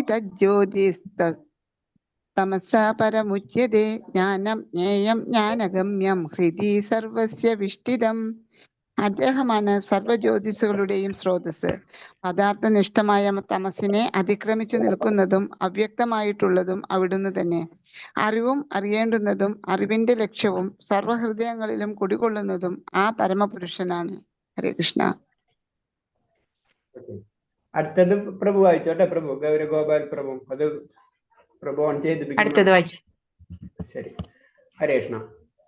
അപ്പൊ ഇതില് ഈ ശ്ലോകത്തിൽ പറയുന്നത് അദ്ദേഹം സർവജ്യോതിസുകളുടെ സ്രോതസ്, പദാർത്ഥനിഷ്ഠമായ തമസിനെ അതിക്രമിച്ച് നിൽക്കുന്നതും അവ്യക്തമായിട്ടുള്ളതും അവിടുന്ന് തന്നെ. അറിവും അറിയേണ്ടതുമായ അറിവിന്റെ ലക്ഷ്യവും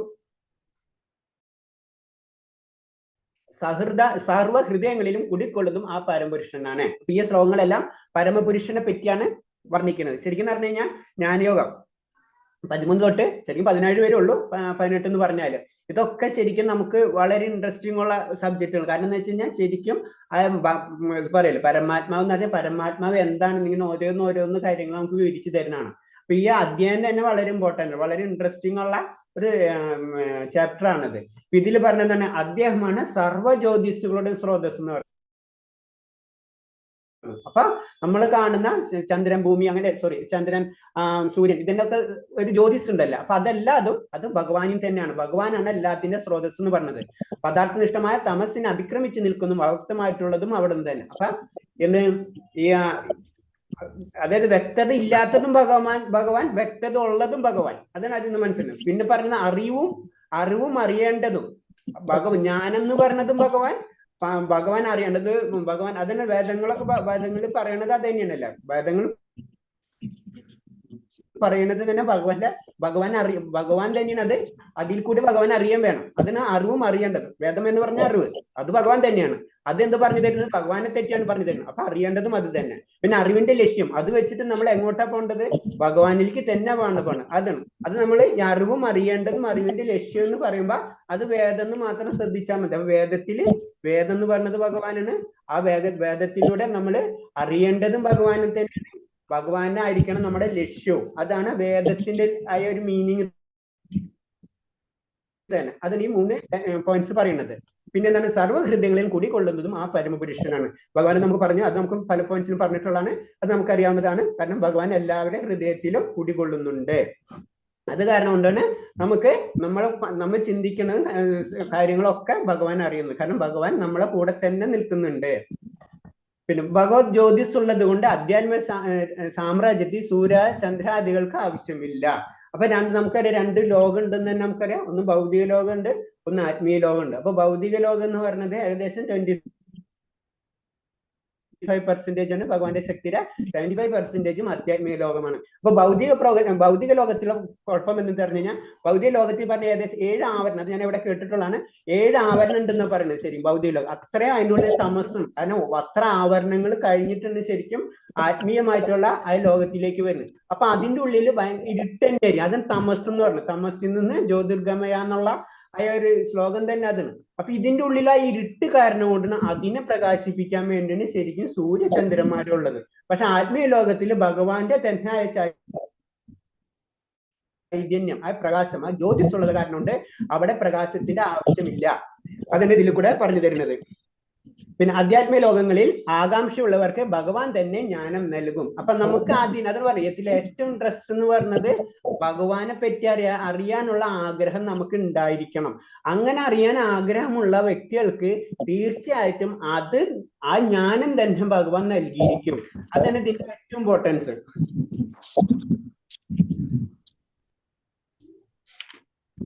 ഒരു സെക്കൻഡ്.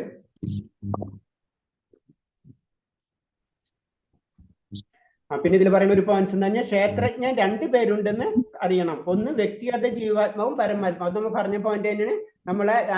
നമ്മളെ ശരീരത്തിൽ 2 ആത്മാക്കളുണ്ട്. ഒന്ന് വ്യക്തിഗത ആത്മാവും ഒന്ന് പരമാത്മാ ആത്മാവും.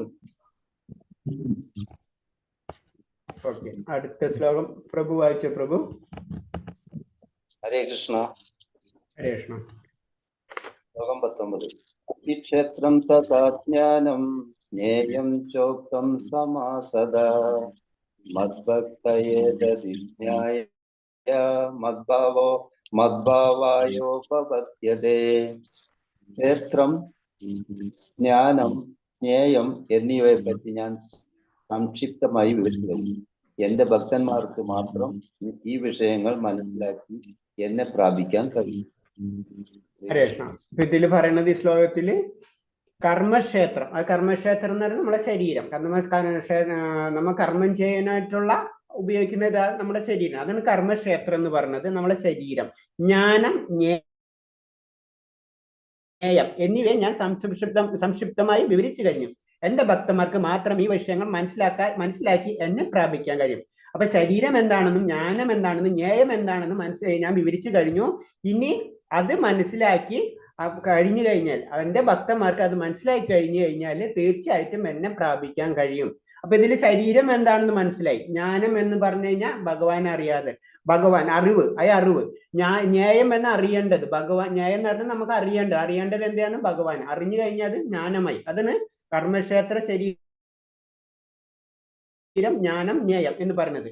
പിന്നെ ഇത് 3 കൂടെ ചേർന്ന് കഴിഞ്ഞാൽ നമ്മൾ അതിനെന്താ പറയാ? വിജ്ഞാനം എന്നാ പറഞ്ഞത്. അതായത് ഈ 3 ചേരും, ശരീരം, ജ്ഞാനം, ജ്ഞേയം. ഇതൊക്കെ 3 ഒരേ സംഗതി ഒന്ന് തന്നെയാണ്. അതായത് നമ്മളെ അറിവ് എന്ന് പറയുമ്പോൾ എന്താ, നമ്മൾ ആത്മാവുണ്ടെന്നും നമുക്ക് പരമാത്മാവുണ്ടെന്നും ആ അറിവ്. ജ്ഞേയം, അതാണ് നമ്മൾ അറിയേണ്ടത്. അതാണ് ജ്ഞേയം എന്ന് പറഞ്ഞത്. ശരീരം, ഇത് പ്രകൃതിയിൽ വന്നപ്പോൾ നമുക്ക് കിട്ടിയിട്ടുള്ള ഒരു കാര്യമാണെന്ന് നമ്മുടെ ശരീരം. ഇത് 3 ചേരും, അല്ലെങ്കിൽ ഇതിനെപ്പറ്റി 3 ഡീറ്റെയിൽ ആയിട്ട് നമുക്ക് മനസ്സിലായി കഴിഞ്ഞാൽ നമ്മൾ അതിനെ വിജ്ഞാനം അഥവാ ജ്ഞാനശാസ്ത്രമാകുന്ന പറയുന്നത്. അത് ശരിക്കും ഈ 3 കാര്യം അറിയണം. നമ്മൾ ഇതെന്താണെന്ന് മുഴുവൻ അറിഞ്ഞു കഴിഞ്ഞാൽ മാത്രമേ നമ്മൾ ആ ഉന്നതിയിലേക്ക്, അല്ലെ അതീന്ദ്രിയമായ ലെവലിലേക്ക് നമുക്ക് മുന്നേറാൻ കഴിയുള്ളൂ. പരിപൂർണമായ ജ്ഞാനം ഗ്രഹ്യമാകുന്നത് വിശുദ്ധ ഭക്തന്മാർക്ക് മാത്രമാണ്. കൃഷ്ണന്റെ പ്രജ്ഞയെ കേന്ദ്രീകരിച്ച് സർവവും കൃഷ്ണനിൽ തന്നെയാണെന്ന് ബോധമുണരുകയും ചെയ്യുമ്പോൾ നമുക്ക് യഥാർത്ഥ ജ്ഞാനം സിദ്ധിക്കും. അപ്പൊ എന്താണ്? പരിപൂർണ ജ്ഞാനം ഗ്രഹ്യമാകുന്നത് വിശുദ്ധ ഭക്തന്മാർക്ക് മാത്രമാണ്. അപ്പൊ നമ്മ ഭഗവാനെ പറ്റിയുള്ള ഫുള്ള് ആ ജ്ഞാനം നമുക്ക് കിട്ടണമെങ്കിൽ അതെന്തിനു വേണം? അത് ആ വിശുദ്ധ ഭക്തർക്ക് മാത്രമേ ഭഗവാന്റെ ജ്ഞാനം കിട്ടുള്ളൂ. ഭഗവാൻ അങ്ങനെ എല്ലാവർക്കും തരില്ല പല കാര്യങ്ങളും. അത് ഭഗവാൻ അത് ഞാൻ ആദ്യമേ തന്നെ പറഞ്ഞിട്ടുണ്ടല്ലേ, നമുക്കറിയാവുന്നതാണ്. ശരിക്കും ഭൗതിക പ്രകൃതി എന്ന് പറയുന്നത് ദുർഗാദേവി, അതുപോലെ തന്നെ ഇന്റേണല് ശക്തികൾ, ഈ ശക്തികൾ മുഴുവനും അത് കംപ്ലീറ്റ് ചെക്ക് ചെയ്തതിന് ശേഷമാണ് ശരിക്കും ഭഗവാനിലേക്ക് കണക്ട് ചെയ്യുക. അപ്പൊ നമ്മൾ അവിടെ ഫെയിൽ ആയി കഴിഞ്ഞ്, ഭൗതികതയിൽ ഫെയിൽ ആയി കഴിഞ്ഞാൽ നമ്മൾ അവിടെ എടുക്കും, നമുക്ക് കണക്ട് ചെയ്യാൻ പറ്റില്ല. ഇതല്ല, അതെന്ന് പറഞ്ഞാൽ അങ്ങനത്തെ ആ ജ്ഞാനം കിട്ടുന്നത്, ആ ഭഗവാൻ എന്താണെന്നുള്ള ജ്ഞാനം കിട്ടുന്നത് അത് വിശുദ്ധ ഭക്തന്മാർക്ക് മാത്രമാണ്. അല്ലാത്തവർക്ക് ആ ജ്ഞാനം കിട്ടില്ല. കൃഷ്ണന്റെ പ്രവർത്തന പ്രജ്ഞയെ കേന്ദ്രീകരിച്ച് സർവ്വം കൃഷ്ണൻ തന്നെയാണെന്നുള്ള ബോധമുണരുകയും ചെയ്യുമ്പോൾ നമുക്ക് യഥാർത്ഥ ജ്ഞാനം സിദ്ധിക്കും. അതായത് നമ്മൾ ചെയ്യേണ്ടത് എന്താണ്? നമ്മളെ അവബോധം മുഴുവനും ഭഗവാനിൽ നമുക്ക് കേന്ദ്രീകരിക്കണം, അല്ലെങ്കിൽ ഭഗവാന് സമർപ്പിതമായിരിക്കണം. അങ്ങനെ ചെയ്യുമ്പോഴാണ് നമുക്ക് ആ ബോധം ഉണരുകയും നമുക്ക് ആ യഥാർത്ഥ ജ്ഞാനം, അത് നമ്മൾ 100% സറണ്ടർ ആയിരിക്കണം എന്ന് ഭഗവാന്റെ അടുത്ത്. എന്നാൽ മാത്രമേ നമ്മൾ ഭഗവാനെ പൂർണ്ണമായിട്ട് നമുക്ക് അറിയാൻ കഴിയുള്ളൂ, അല്ലെങ്കിൽ നമുക്ക് അറിയാൻ കഴിയില്ല എന്നാണ് ഈ ശ്ലോകത്തിൽ കൂടെ പറഞ്ഞത്. അതാണ് നമ്മളെ ശരീരവും നമ്മളെ ജ്ഞാനവും നമ്മളെ ജ്ഞേയവും, നമ്മൾ അറിയേണ്ടതും നമ്മൾ അറിഞ്ഞതും നമ്മളെ ശരീരവും, ഇത് മുഴുവനും നമ്മൾ ഭഗവാനിൽ അർപ്പിച്ചിരിക്കണം. എന്റെ ഭക്തന്മാർക്ക് മാത്രമേ ഈ വിഷയങ്ങൾ മനസ്സിലാക്കി എന്നെ പ്രാപിക്കും. ഇത് മനസ്സിലാക്കണമെങ്കിൽ ആർക്കാ? അത് ഭക്തന് മാത്രം, എന്റെ ഭക്തന് മാത്രമേ അത് സാധിക്കുകയുള്ളൂ എന്നാണ് ഈ ശ്ലോകത്തിൽ കൂടെ പറഞ്ഞു തരുന്നത്. സ്പീഡ് കൂടുതലാണ് പറയണ ഹരേഷ്ണ, ഞാൻ ചിലപ്പോൾ സ്പീഡിൽ പോകും സംസാരിക്കുമ്പോഴേ. 20ാമത്തെ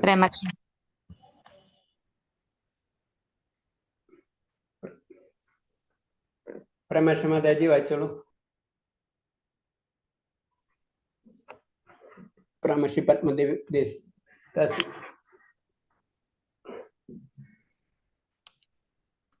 വായിക്കുന്നില്ലേ? ഹരേ കൃഷ്ണ. വായിക്കാം. പ്രകൃതിം പുരുഷം ചൈവ വിദ്യനാദി ഉപാപവി വികാരാം ച ഗുണാം ചൈവ വിദ്ധി പ്രകൃതി സംഭവാൻ. ഭൗതിക പ്രകൃതിയും ജീവജാലങ്ങളും അനാദികളാണ്. ഭൗതിക പ്രകൃതിയിൽ നിന്ന് ഉത്ഭവിച്ചവയാണ് അവയുടെ വിഭിന്ന രൂപങ്ങളും ത്രിഗുണങ്ങളും എന്ന് മനസ്സിലാക്കണം. ഹരേ കൃഷ്ണ പ്രഭുജി. ഹരേ കൃഷ്ണ.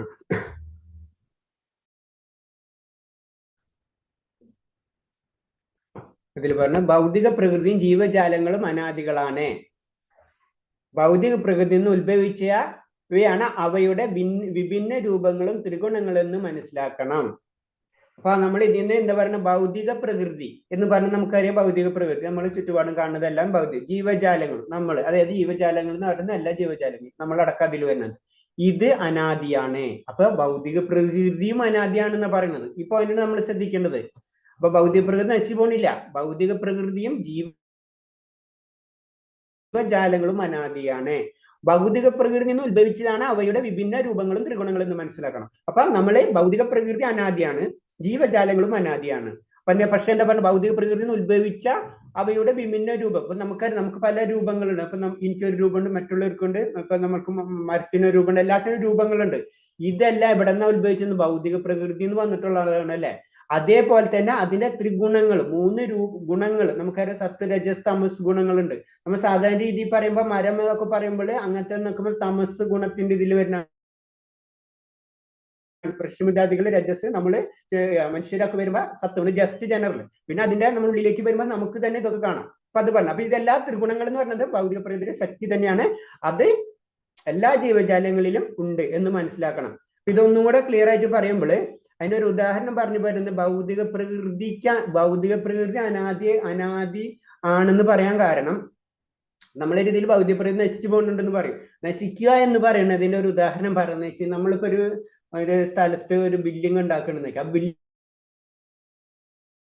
ഉണ്ടാക്കുമ്പോൾ ആ ബിൽഡിങ്ങിനുള്ള മെറ്റീരിയൽസ് എവിടെ നിന്ന് കിട്ടുന്നത്? നമ്മൾ ഭൂമിയിൽ നിന്ന് മെറ്റീരിയൽസ് എടുത്ത് ആ ബിൽഡിംഗ് ഉണ്ടാക്കും. അപ്പൊ ഉണ്ടാക്കണം, അതിന് സൃഷ്ടി.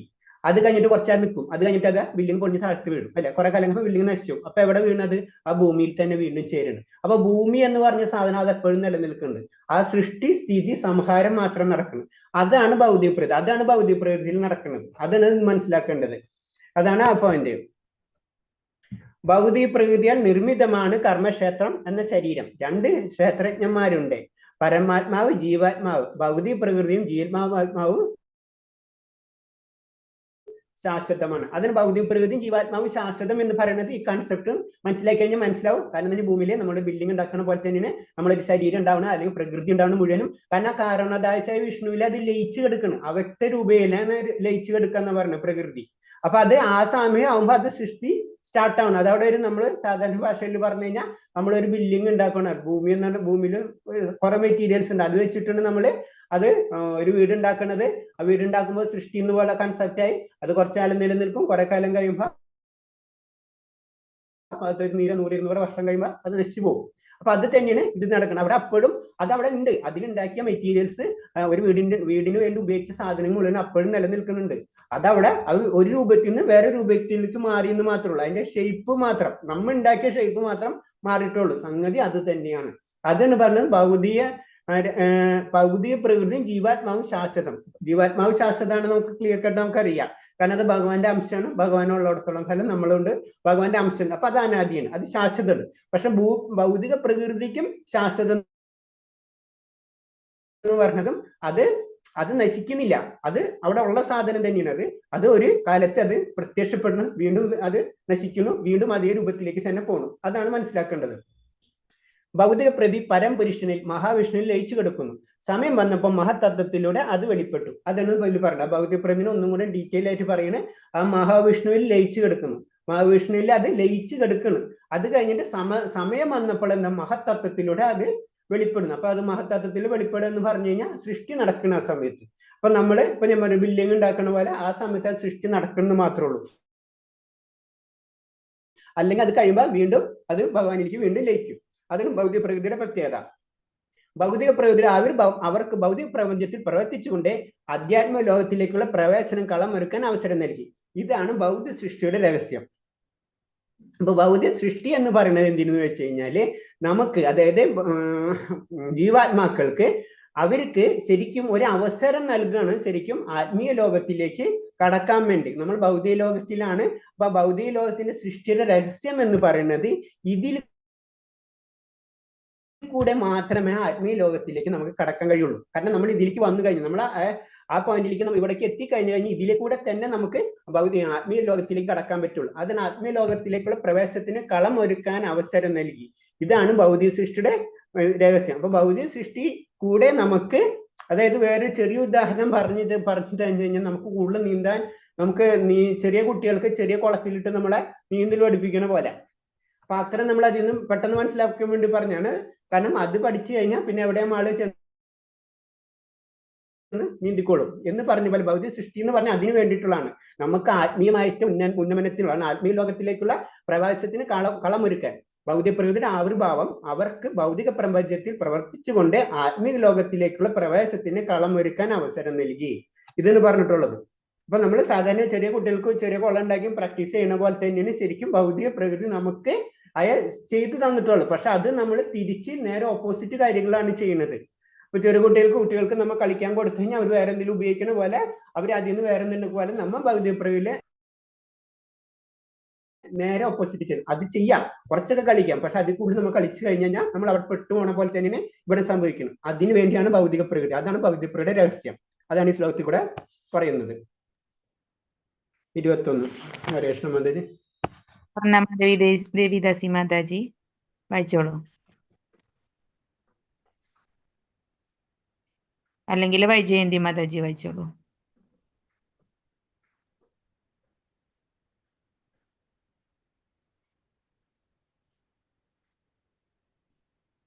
ആരും വായിക്കുന്നില്ലേ? ഹരേ കൃഷ്ണ. വൈജയന്തി മാതാജി വായിക്കുന്നുണ്ടോ?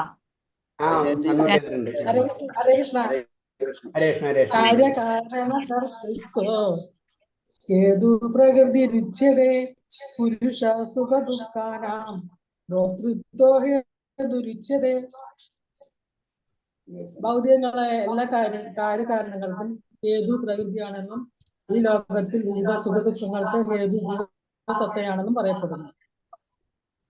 ഹരേ കൃഷ്ണ. ഹരേ കൃഷ്ണ. ഇത് വളരെ ഇമ്പോർട്ടന്റ് ആയിട്ടുള്ള ഒരു ശ്ലോകമാണത്. ഭൗതികമായ എല്ലാ കാര്യങ്ങൾക്ക് ഹേതു പ്രകൃതിയാണെന്നും ഈ ലോകത്തിൽ വിവിധ സുഖദുഃഖങ്ങൾക്ക് ഹേതു ജീവസത്തയാണെന്നും പറയപ്പെടുന്നു. ഈ ലോകത്തിൽ ഭൗതികമായ എല്ലാ കാര്യകാരണങ്ങൾക്കും ഹേതു പ്രകൃതിയാണെന്നും ഈ ലോകത്തിൽ വിവിധ സുഖദുഃഖങ്ങൾക്ക് ഹേതു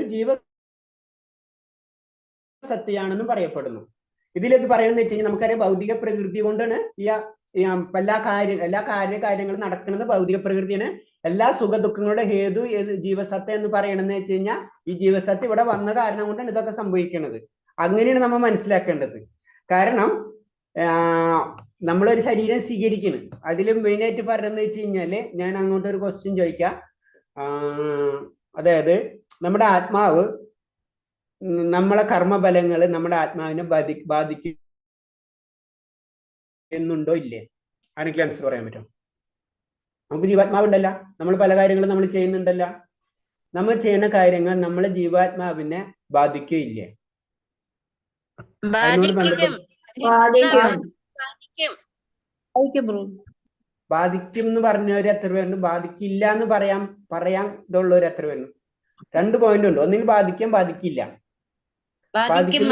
ബാധിക്കുന്ന എല്ലാവരും കൂടുതൽ പേരും. ബാധിക്കില്ല എന്ന് പറയുന്നവർ ആരെങ്കിലും ഉണ്ടോ? ഹരേ കൃഷ്ണ മഹാമന്ത്രം ജപിച്ചാൽ അത് പോകും, നശിച്ചു പോകും എല്ലാ പാപങ്ങളും. അതെ, ഇനി അത് മാതാജി പറഞ്ഞു. ഞാൻ ആരെങ്കിലും ബാധിക്കില്ല എന്ന് പറയുന്നവരാരെങ്കിലും ഉണ്ടോ? നമ്മൾ ചെയ്യുന്ന കർമ്മങ്ങൾ നമ്മളെ, അതായത് ജീവാത്മാവിനെ ബാധിക്കുകയില്ല.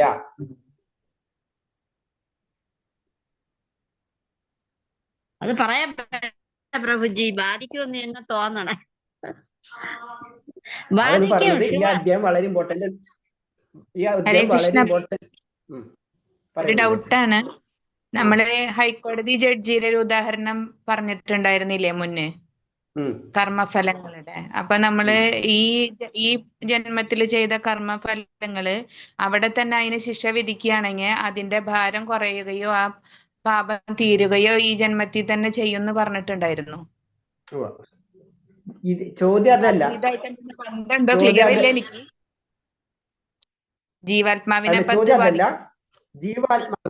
ജീവാത്മാവിനെ നമ്മൾ ചെയ്യുന്ന കർമ്മങ്ങൾ ബാധിക്കുകയില്ലേ, ഉണ്ടോ ഇല്ലേ? അടുത്ത ജന്മം കിട്ടുന്നതും ഈ ജന്മത്തിൽ അനുഭവിക്കുന്നതും ഒക്കെ വിടും. നമ്മൾ ചെയ്യുന്ന കർമ്മങ്ങൾ നമ്മൾ ജീവാത്മാവിനെ ബാധിക്കുകയില്ലേ, ഉണ്ടോ ഇല്ലേ? ഉണ്ടെങ്കിൽ അതിന്റെ ആൻസർ, ഇല്ലെങ്കിൽ അതിന്റെ ആൻസർ. ഇത് വളരെ ഇമ്പോർട്ടന്റ് ക്വസ്റ്റ്യൻ ആണ്. ഇത് നമ്മളെ ഏറ്റവും അറിയേണ്ട കാര്യമാണ്. ബാധിക്കുന്നുണ്ടോ പ്രഭു? എപ്പോഴും അന്വേഷിച്ചുകൊണ്ട് സച്ചിദാനന്ദത്വം അല്ലേ പ്രഭുജി? മാതാജി പറഞ്ഞ അവിടെ സച്ചിദാനന്ദാണ്. അപ്പൊ സച്ചിദാനന്ദമുള്ള വ്യക്തിക്ക് എങ്ങനെ ബാധിക്കുക? അതായത് നമ്മളെ അംശം, നമ്മളെന്ന് പറഞ്ഞത് നമ്മളെ ജീവാത്മാവ് എന്ന് പറഞ്ഞ പരമാത്മാവാണ് അല്ലെ? പരമാത്മാവിന്റെ അംശമാണല്ലോ നമ്മള്. അപ്പൊ പരമാത്മാവിന്റെ അംശമാകുമ്പോ നമ്മൾ എന്താണ്? നമ്മളും ജീവാത്മാവിനെ എടുത്തു കഴിഞ്ഞു കഴിഞ്ഞാൽ അത് അതേ പ്യൂരിറ്റി ആയിരിക്കും. അതും പരമാനന്ദത്തിൽ തന്നെയാണ് നിൽക്കുന്നത് അല്ലെ? പരമാനന്ദത്തിൽ തന്നെയാണ് ജീവാത്മാവിന്. അവിടെ ജീവാത്മാവിന് പുറമെ ശരീരമായിട്ടുള്ള ഒരു ബന്ധമില്ല. ശരിക്കും ജീവാത്മാവ് പറയുന്നത് തന്നെ നമ്മളെ ശരീരം, നമ്മൾ പറയും ശ്രദ്ധിക്കുക, ജീവാത്മാവ് എന്ന് പറഞ്ഞാൽ ആധ്യാത്മിക വന്നിട്ടുള്ള അല്ല, ആധ്യാത്മികമാണ്, ആത്മീയവും ഭൗതികമായിട്ട് മിക്സ് ആവില്ല. അപ്പൊ പറയുന്നത് തന്നെ നമ്മളെ ശരീരത്തിൽ ജീവാത്മാവ് ഉണ്ടെങ്കിൽ ആ ജീവാത്മാവ് ഭൗതികമായിട്ട് ടച്ച് തന്നെ ചെയ്യില്ല എന്ന് പറയുന്നത്. ടച്ചിങ് തന്നെ ഇല്ല, മനസ്സിലായി? അതല്ല പറഞ്ഞു നമ്മൾ ഈ പഞ്ചവായുക്കളിൽ പൊങ്ങിക്കെടുക്കുന്നൊക്കെ പറയുന്നതിന്റെ കാരണം അതെന്ന് പറഞ്ഞു. അത് ടച്ചിങ് തന്നെ ഇല്ല. പക്ഷെ അതിന്റെ ശക്തി എല്ലാവർക്കും, ഇപ്പൊ സൂര്യനെ പോലെ തന്നെ, സൂര്യരശ്മികളുള്ള പോലെ തന്നെയാണ്. സൂര്യൻ നമ്മളില്ല, പക്ഷെ ആ ശക്തി അവിടെ ഉണ്ട്. അപ്പോ ബാധിക്കുകയില്ല. അതാണ് അതിന്റെ കാര്യം. പിന്നെ എന്തുകൊണ്ട് നമുക്ക് അടുത്ത ജന്മം കിട്ടണം?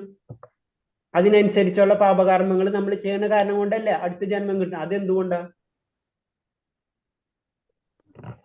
ഇതാണ് ഈ അദ്ദേഹത്തിന്റെ പ്രത്യേകത. നമ്മൾ എന്ന് പറഞ്ഞത് പിന്നെ ആരാ? നമ്മൾ എന്ന് പറയണത് ജീവാത്മാവ് തന്നെയാണ്. പക്ഷെ നമ്മൾ ഈ ജന്മത്തില് ആ ഒരു പുകമറയില് ഈ സച്ചിദാനന്ദത്വം അന്വേഷിച്ചു കൊണ്ടിരിക്കുന്ന ആ ആത്മാവിന് നമ്മൾ ഈ ഭൗതികതയില് ഭൗതികമായ കാര്യങ്ങളിൽ മുഴുകുമ്പോ അതിന് പുറത്തേക്ക് വരാൻ കഴിയുന്നില്ല. അപ്പൊ നമ്മള് ഇപ്പോൾ ഈ ഹരേ കൃഷ്ണ മഹാമന്ത്രം ഒക്കെ ജപിച്ച് നമ്മള് ഭക്തിയിലേക്ക് വരുമ്പോഴാണ് ആ ജീവാത്മാവിന് കറക്റ്റ് ആയിട്ടുള്ള ആ ഒരു സച്ചിദാനന്ദത്വം തേടി ജന്മജന്മങ്ങളായി തേടിക്കൊണ്ടുവന്ന ആ സച്ചിദാനന്ദത്വം ആ ജീവാത്മാവിന് കിട്ടുന്നത്. മാതാജി പറഞ്ഞത് കുറെ എത്തിയിട്ടുണ്ട്. ഇനി എന്തെങ്കിലും ഇതിനെപ്പറ്റി ആരെങ്കിലും പറയാനുണ്ടോ? നിങ്ങൾ ഐഡിയ ഒന്ന് പറ. കാരണം നമ്മളിത് മെയിൻ പോയിന്റ് ആണ്. അത് ഞാൻ ചോദിക്കുന്നത്.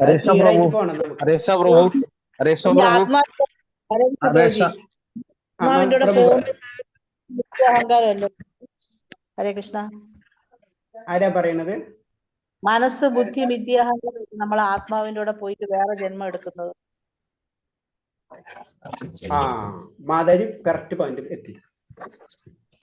അവിടെയാണ് പോയിന്റ്. മനസ്സിലായില്ലേ? ഇതാണ് നമ്മൾ അറിയേണ്ടത്. കാരണം ഈ മനസ്സ്, ബുദ്ധി, മിഥ്യാഹങ്കാരാണ് ഇതിന്റെ എല്ലാത്തിനും പ്രശ്നങ്ങൾ. അത് സൂക്ഷ്മ ശരീരമാണ് നമ്മൾ ഇതിൽ കണക്ട് ചെയ്യുന്നത്. ആത്മാവിന് കണക്ഷൻ ഇല്ല. ഈ സൂക്ഷ്മ ശരീരത്തിന്റെ പ്രശ്നങ്ങളാണ് നമ്മൾ ഈ കർമ്മങ്ങളൊക്കെ കൊണ്ട് നടക്കുന്നത്. അതല്ല നമ്മൾ സഞ്ചിത കർമ്മങ്ങൾ എന്ന് പറഞ്ഞു പോണത് ആരാണ്? ഈ സൂക്ഷ്മ ശരീരമാണ് പോണത്. ആ സൂക്ഷ്മ ശരീരം കൂടെ കളയുമ്പോഴോ നമുക്ക് സ്വരൂപം, നമ്മുടെ മൂല്യസ്വരൂപം, ആത്മാവിന്റെ മൂല്യസ്വരൂപം നമുക്ക് കിട്ടുള്ളൂ. അതാണ് മനസ്സിലാക്കേണ്ടത്. അതാണ് എപ്പോഴും നമ്മുടെ ഉള്ളിലിരിക്കുന്ന ആ ചൈതന്യം അല്ലെങ്കിൽ ആത്മാവ് എന്ന് പറഞ്ഞത് അത് പരമാത്മാവിന്റെ സ്വരൂപം തന്നെയാണെന്ന് പറഞ്ഞു. കാരണം പരമാത്മാവിന് നമുക്ക് കിട്ടുള്ളൂ. അപ്പൊ പരമാത്മാവിന്റെ സ്വരൂപമാണ്. അപ്പൊ പരമാത്മാവിന് സ്വരൂപം കാരണം നമുക്ക് അതിനൊന്നും എഫക്ട് ചെയ്യില്ല. പക്ഷെ നമ്മളെ ചുറ്റുമുള്ള മാലിന്യം, നമ്മൾ വേറെ രീതി പറഞ്ഞു, ശരീരവും മാലിന്യമാണ്, സൂക്ഷ്മ ശരീരവും മാലിന്യമാണ്, സ്ഥൂല ശരീരവും മാലിന്യമാണ്. അത് ഭൗതിക പ്രകൃതി നിയമങ്ങളാണ്. അതിലാണ് പെടുന്നത്. അതല്ല നമ്മൾ ഫസ്റ്റ് തന്നെ പറയുമ്പോൾ ഇന്ദ്രിയങ്ങള്, പിന്നെ മനസ്സ്, പിന്നെ ബുദ്ധി, പിന്നെ ആത്മാവ്, ഇങ്ങനെയാണ് പറയുന്നത് അല്ലെ. അതിങ്ങനെ ഇന്ദ്രിയങ്ങൾ വലിച്ചുകൊണ്ട് പോകുന്നു നമ്മളെ. ആത്മാവ് എവിടെ പോകണമെന്ന് ആത്മാവിന് തന്നെ അറിയണില്ല. ആയ പോയിന്റിന് നമ്മള് ഭൗതികരായ പിക്ചറിൽ തന്നെ അതിലെ കംപ്ലീറ്റ് ആൻസർ തരുന്നുണ്ട് നമുക്ക്. അപ്പൊ അത് നമ്മള് ആ പോയിന്റ് മനസ്സിലാക്കണം നമ്മള്. ഇനി എന്തെങ്കിലും പോയിന്റ്സ് പറയാനുണ്ട് ഇതില്? ക്ലിയർ ആയില്ലേ? ആ പ്രഭു എന്താ പറയുന്നുണ്ടായിരുന്നു? പ്രഭു, നമ്മ ഇപ്പൊ ചെയ്യുന്ന കർമ്മങ്ങൾ എന്നുള്ളത് കഴിഞ്ഞ ജന്മത്തിൽ ചെയ്ത കർമ്മങ്ങളല്ല ഇപ്പൊ നമ്മ അനുഭവിച്ചുകൊണ്ടിരിക്കുന്നത് പ്രഭു. ഇനിയുള്ള ജന്മം, ഇനി അടുത്ത ജന്മമൊക്കെ ഉള്ളത് നമുക്ക് കൺട്രോൾ ചെയ്യാൻ പറ്റും. നമ്മൾ ജപം ചെയ്യുന്നതുകൊണ്ട് ആ ജപം കൊണ്ടുള്ള ഇതുകൊണ്ട് നമുക്ക് അത് ദഹിപ്പിച്ച് കളയാനുള്ള പവർ കിട്ടുകയല്ലേ? അതെ. അതായത് ഈ ജന്മങ്ങൾ എന്ന് പറഞ്ഞു കഴിഞ്ഞാൽ അതിൽ പറയുന്നുണ്ടല്ലോ പ്രഭു, നമുക്ക് കഴിഞ്ഞ ജന്മത്തിൽ ചെയ്തത് ഇനിയും ചിലപ്പോ എടുക്കണുണ്ടാവും. അതായത് പറയില്ല നമ്മള് ബലം കിട്ടിയത്, കിട്ടാനുള്ളത് ബലം അനുഭവിക്കുന്നൊക്കെ പറയുന്നില്ല. ബീജം, വിത്ത്, ഫലം, അങ്ങനെയായിട്ടാണ് പറയുന്നുണ്ടല്ലോ. അപ്പൊ അത് ചിലപ്പോ ഇനി അനുഭവിക്കാനുള്ളത് ഉണ്ടാവും. പക്ഷെ ഇതിനെ മുഴുവൻ ദഹിപ്പിക്കാനുള്ള ശക്തി എന്തിനുണ്ട്? മഹാമന്ത്രത്തിനുണ്ട്. അതാണ് അതിന്റെ പ്രത്യേകത. അപ്പൊ നമ്മൾ കഴിഞ്ഞ ജന്മത്തിൽ ചെയ്തിട്ടുള്ള പാപകർമ്മങ്ങൾ, അതിനനുസരിച്ചുള്ള ജീവിതങ്ങൾ നമുക്ക് ഇപ്പൊ കിട്ടിക്കൊണ്ടിരിക്കുന്നത്. അതിന് ചിലവരെ നമ്മൾ സിമ്പിൾ ആയിട്ട് നമ്മൾ ചിന്തിച്ചാലറിയാം. ചിലവരെ ലൈഫ് വളരെ സിമ്പിൾ ആയിട്ട് പോയിരിക്കും, പെട്ടെന്ന് താഴ്ത്തിണ്ടാവും. ചിലവരെ വളരെ പെട്ടെന്നായിരിക്കും അപ്പിലേക്കും പോണത്. കാരണം നമ്മൾ ചിന്തിക്കുന്നതല്ലേ നമുക്ക് കിട്ടുന്നത്. അത് വളരെ സിമ്പിൾ കൺസെപ്റ്റ് ഒന്നല്ല. നമ്മൾ എന്താ ആലോചിച്ച് പോണത് പോലെയല്ല നമ്മൾ പോണത്. നമ്മൾ ഇന്നത് ചെയ്യണമെന്ന് വെച്ച് കഴിഞ്ഞാൽ ചിലപ്പോൾ അതുപോലെ നടക്കില്ല. ചില നല്ലതായിരിക്കും, ഇതൊന്നും അറിയില്ല. അപ്പൊ അല്ലാതെ നമ്മളെ കർമ്മബലങ്ങളായിട്ടാണ് കണക്റ്റഡ്. ശരിക്കും എന്ന് പറഞ്ഞാൽ ജ്യോതിഷം എന്ന് പറയുന്നത് അത് പ്രസന്റ് ചെയ്തിട്ട് അവര് അത്തരം വേദജ്ഞാനികൾ, എന്താ പറയാ, വേദദൃഷ്ടാക്കൾ എന്ന് പറയുന്നവരൊക്കെ. കാരണം വേദങ്ങളെ കാണാൻ കഴിയുന്ന അത്തരം ജ്ഞാനീശ്വരിമാരായിരുന്നു അവര്. അപ്പൊ അവര് പറയുന്നത് ഇത് ഇതുപോലെ നടക്കുള്ളൂ. നമ്മളെ കർമ്മം വെച്ചനുസരിച്ച് നമുക്ക് ഇങ്ങനെ ആ കർമ്മബലത്തെ നമുക്ക് മാറ്റാൻ പറ്റുന്നത് മഹാമന്ത്ര ജപത്തിന്. ഭഗവാന് മാത്രമേ മുകുന്ദൻ അതല്ലേ ഭഗവാന് പേരിട്ടിട്ടുള്ളൂ. മുക്തി തരാൻ ഭഗവാനും പറ്റുള്ളൂ. അല്ലെങ്കിൽ ഈ കർമ്മബന്ധങ്ങൾ അനുസരിച്ച് നല്ലതും ചെയ്തിട്ട് നമുക്ക് ഇറങ്ങിക്കൊണ്ടിരിക്കും. പക്ഷെ അതിന് ആത്മാവ് ഉത്തരവാദിയല്ല. അത് നമ്മൾ മനസ്സിലാക്കണം. അതിന് ഈ പോയിന്റ്. പിന്നെ എന്തെങ്കിലും ഉണ്ടോ? പോയിന്റ്സ് ഉണ്ട്? മനസ്സിലായി പ്രഭു? ഹരേഷ്ണ, ഡൗട്ട് ഉണ്ടാ? മനസ്സിലായോ? ഹരേഷ്, ഇത് നമ്മളെ പലരും ചോദിക്കുന്ന കുഴക്കുന്ന ക്വസ്റ്റ്യൻ ഉള്ളത്. അതാണ് ഞാനൊന്ന് ക്ലിയർ ചെയ്തത്. അത് ഓരോ തരത്തിലും ശരീരത്തിൽ ജീവിക്കണമെന്ന് ഇച്ഛിക്കുന്ന ജീവാത്മാവിന്റെ വ്യത്യസ്ത ഭോഗ പ്രക്രിയകളിൽ നിന്ന് അവ ഉൾക്കൊള്ളുന്നു. അതായത് ഈ ശരീരത്തിൽ ജീവിക്കുക എന്നുള്ളതെന്ന് പറയണെന്ന് വെച്ച് കഴിഞ്ഞാൽ ആത്മാവല്ല, നമ്മുടെ അവബോധമാണ്. ഭൗതിക പ്രകൃതിയുടെ കീഴടക്കാൻ ആഗ്രഹിച്ചുകൊണ്ട് ജീവാത്മാക്കൾ ഭൗതിക ലോകത്തിലേക്ക് വരുന്നത്. ഇതൊക്കെ നമ്മൾ ആ ഒരു ഒറ്റ പോയിന്റ് നമ്മൾ വിടരുത്. ഇതൊക്കെ വായിക്കുമ്പോൾ നമ്മൾ ആ പോയിന്റ് വിടരുത്. നമ്മൾ എപ്പോഴും ജീവാത്മാവ് എന്ന് പറഞ്ഞത് ഭഗവാന്റെ അംശമാണ്. അതെപ്പോഴും പരമാനന്ദത്തിലായിരിക്കും. അപ്പൊ അത് പരമാനന്ദം കിട്ടാൻ വേണ്ടി ഈ പരമാനന്ദം അന്വേഷിച്ചുകൊണ്ടിരിക്കുന്നത് മാത്രമേ ഉള്ളൂ. മനസ്സിലായി? അത് നമ്മൾ അറിയില്ല കണക്ട്. രണ്ട് വയറ് നമ്മൾ ഇലക്ട്രിസിറ്റി പോലെ ഒരു വയറുണ്ട്, അടുത്ത വയറുണ്ട്, അത് എടുത്തെത്തുമ്പോൾ അത് കണക്ട് ആവും. അതാണ് സംഭവം. അപ്പൊ അത് ആ മൈൻഡിൽ നമുക്ക് അതിന് വഴി ഉണ്ടാവണം. അല്ലെങ്കിൽ പല വഴി കൂടെ അത് പോകും. അതിന് അതിന്റെ പോയിന്റിൽ കൂടെ മനസ്സിലാക്കി എടുക്കുന്നത്. ഭൗതിക പ്രകൃതിയുടെ കീഴടക്കാൻ ആഗ്രഹിച്ചുകൊണ്ട് ജീവാത്മാക്കൾ ഭൗതിക ലോകത്തിലേക്ക് വരുന്നത്. ഒരു ഡൗട്ട് ചോദിച്ചോട്ടെ പ്രഭുജി? പറയുന്നത് നമ്മളിപ്പോ ഇസ്കോണിൽ വന്നവരും കൃഷ്ണാവബോധം പരിശീലിക്കുന്നവരും അല്ലാത്തവരും തമ്മിലുള്ള വ്യത്യാസം എന്ന് പറയുന്നത് ഈ സച്ചിദാനന്ദത്വം അന്വേഷിച്ചു കൊണ്ടിരിക്കുന്ന ആത്മാവിനെ ജീവിപ്പിക്കാൻ ഈ ഹരേ കൃഷ്ണ മന്ത്രത്തിലൂടെ നമുക്ക് സാധിക്കുന്നുണ്ട്, അല്ലാത്തവർക്ക് സാധിക്കുന്നില്ല എന്നല്ലയാണോ അതിന്റെ അർത്ഥം വരുന്നത്? അല്ല, അതായത് ഇത് നമ്മൾ പല വഴി എന്തോ നമ്മൾ പലപ്പോഴും മനസ്സിലാക്കും, നമുക്ക് പല വഴികളുണ്ടെന്ന് പറയുന്നുണ്ടല്ലോ. നമ്മൾ ജ്ഞാനയോഗം ഉണ്ട്, ഹഠയോഗം ഉണ്ട്, അങ്ങനെ പല വഴിയിൽ കൂടെ നമുക്ക് എത്താം. അങ്ങനെ ഇതിൽ കൂടെ തന്നെ ഭഗവാൻ തന്നെ പറഞ്ഞു ഈ വഴി കൂടെ തന്നെ നിങ്ങൾ വരണമെന്നല്ല പറയുന്നത്. പല വഴികളുണ്ട്, പക്ഷെ ഇത് ഏറ്റവും എളുപ്പമുള്ള വഴിയാണ്. കാരണം കലിയുഗത്തിൽ ഇതിന് ഏറ്റവും എളുപ്പം ഇത് ചെയ്ത് തന്നെ നിങ്ങൾ പെട്ടെന്ന് എത്താം. അതിന് നമ്മൾ മനസ്സിലാക്കേണ്ടത്.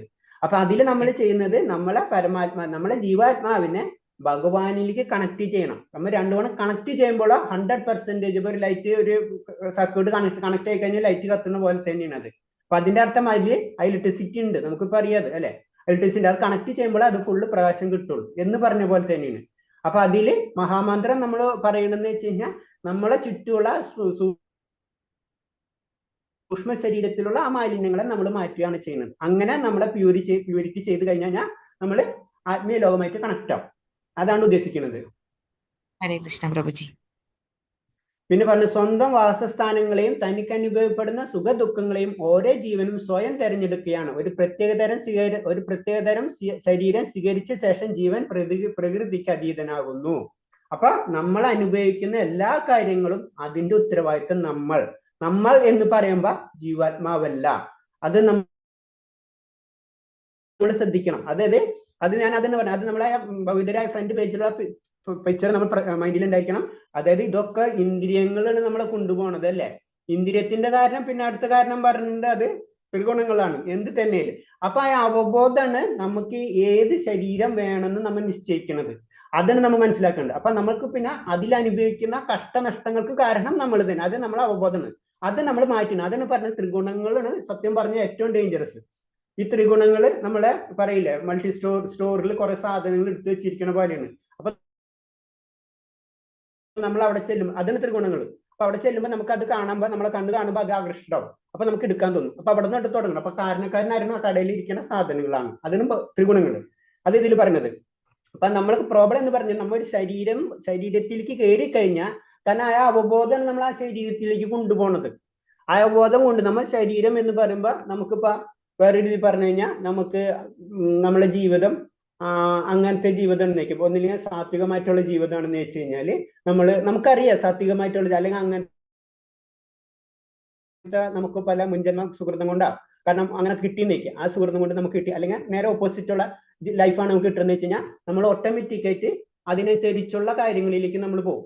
അപ്പൊ അവിടെ ചെല്ലുമ്പോൾ സംഭവിക്കാന്ന് വെച്ച് കഴിഞ്ഞാല് അതിനോട് യോജിച്ചിട്ടുള്ള രീതി നമുക്ക് കിട്ടും. അതില് ദുഃഖം ഉണ്ടാവും, സുഖം ഉണ്ടാവും. അപ്പൊ ഞാൻ പറഞ്ഞു, ഒരു ലിക്കർ ഉപയോഗിക്കുന്ന ഒരു വ്യക്തിനെ സംബന്ധിച്ച് നമ്മൾ നോക്കുമ്പോ അത് ശരിയല്ല എന്ന് തോന്നും. പക്ഷെ ലിക്കർ ഉപയോഗിക്കുന്ന ആ വ്യക്തിക്ക് അത് സന്തോഷമാണ്. അതാണ് പറയുന്നത് സുഖ ദുഃഖങ്ങളും. അപ്പൊ അതിൽ ദുഃഖമാണ് സുഖം ഉണ്ടാകും. അതിന്റെ ഉത്തരവാദിത്വം ഓരോ ജീവനും സ്വയം തെരഞ്ഞെടുക്കുന്നതാണ് പറയുന്നത്. നമ്മ അങ്ങനെ ശരിക്കും ഉള്ളിലേക്ക് മനസ്സിലാക്കേണ്ട പോയിന്റ് ഉണ്ട്. സ്വയം തെരഞ്ഞെടുക്കണതാണ്. ആ അവബോധമാണ്. അതിലേക്ക് പോയി എനിക്ക് അതാണ് ഇഷ്ടം. അത് ഞാൻ പറഞ്ഞില്ലേ, അതിന് ശരി. ഞാൻ ആദ്യമത്തെ പലപ്പോഴും പറഞ്ഞിട്ട് ഒരു എക്സാമ്പിൾ എന്ന് പറഞ്ഞു കഴിഞ്ഞാൽ, ഇപ്പൊ നമ്മളെ റിലേറ്റീവ്സ് അല്ലെങ്കിൽ അച്ഛനും അല്ല മക്കൾ ആരെങ്കിലും നമ്മളെ റിലേറ്റീവ്, അവൻ നല്ല പയ്യനാണ്, പക്ഷെ പ്രശ്നം പറ്റിയെന്താണ്, അവൻ ആ കൂട്ടുകെട്ടി ചെന്ന് പെട്ടിട്ടാണ് അവൻ ആ പ്രശ്നം ഉണ്ടായെന്ന് നമ്മൾ പറയും. അവൻ അപ്പോഴും നല്ലതാണ്, അവന്റെ ഉള്ളിൽ നല്ലതാണ്, പക്ഷെ അവൻ കൂട്ടുകെട്ടി ചെന്നിട്ടാണ് ആ പ്രശ്നം ഉണ്ടാക്കി. ഇതാണ് സംഭവിക്കുന്നത്. പക്ഷെ അവൻ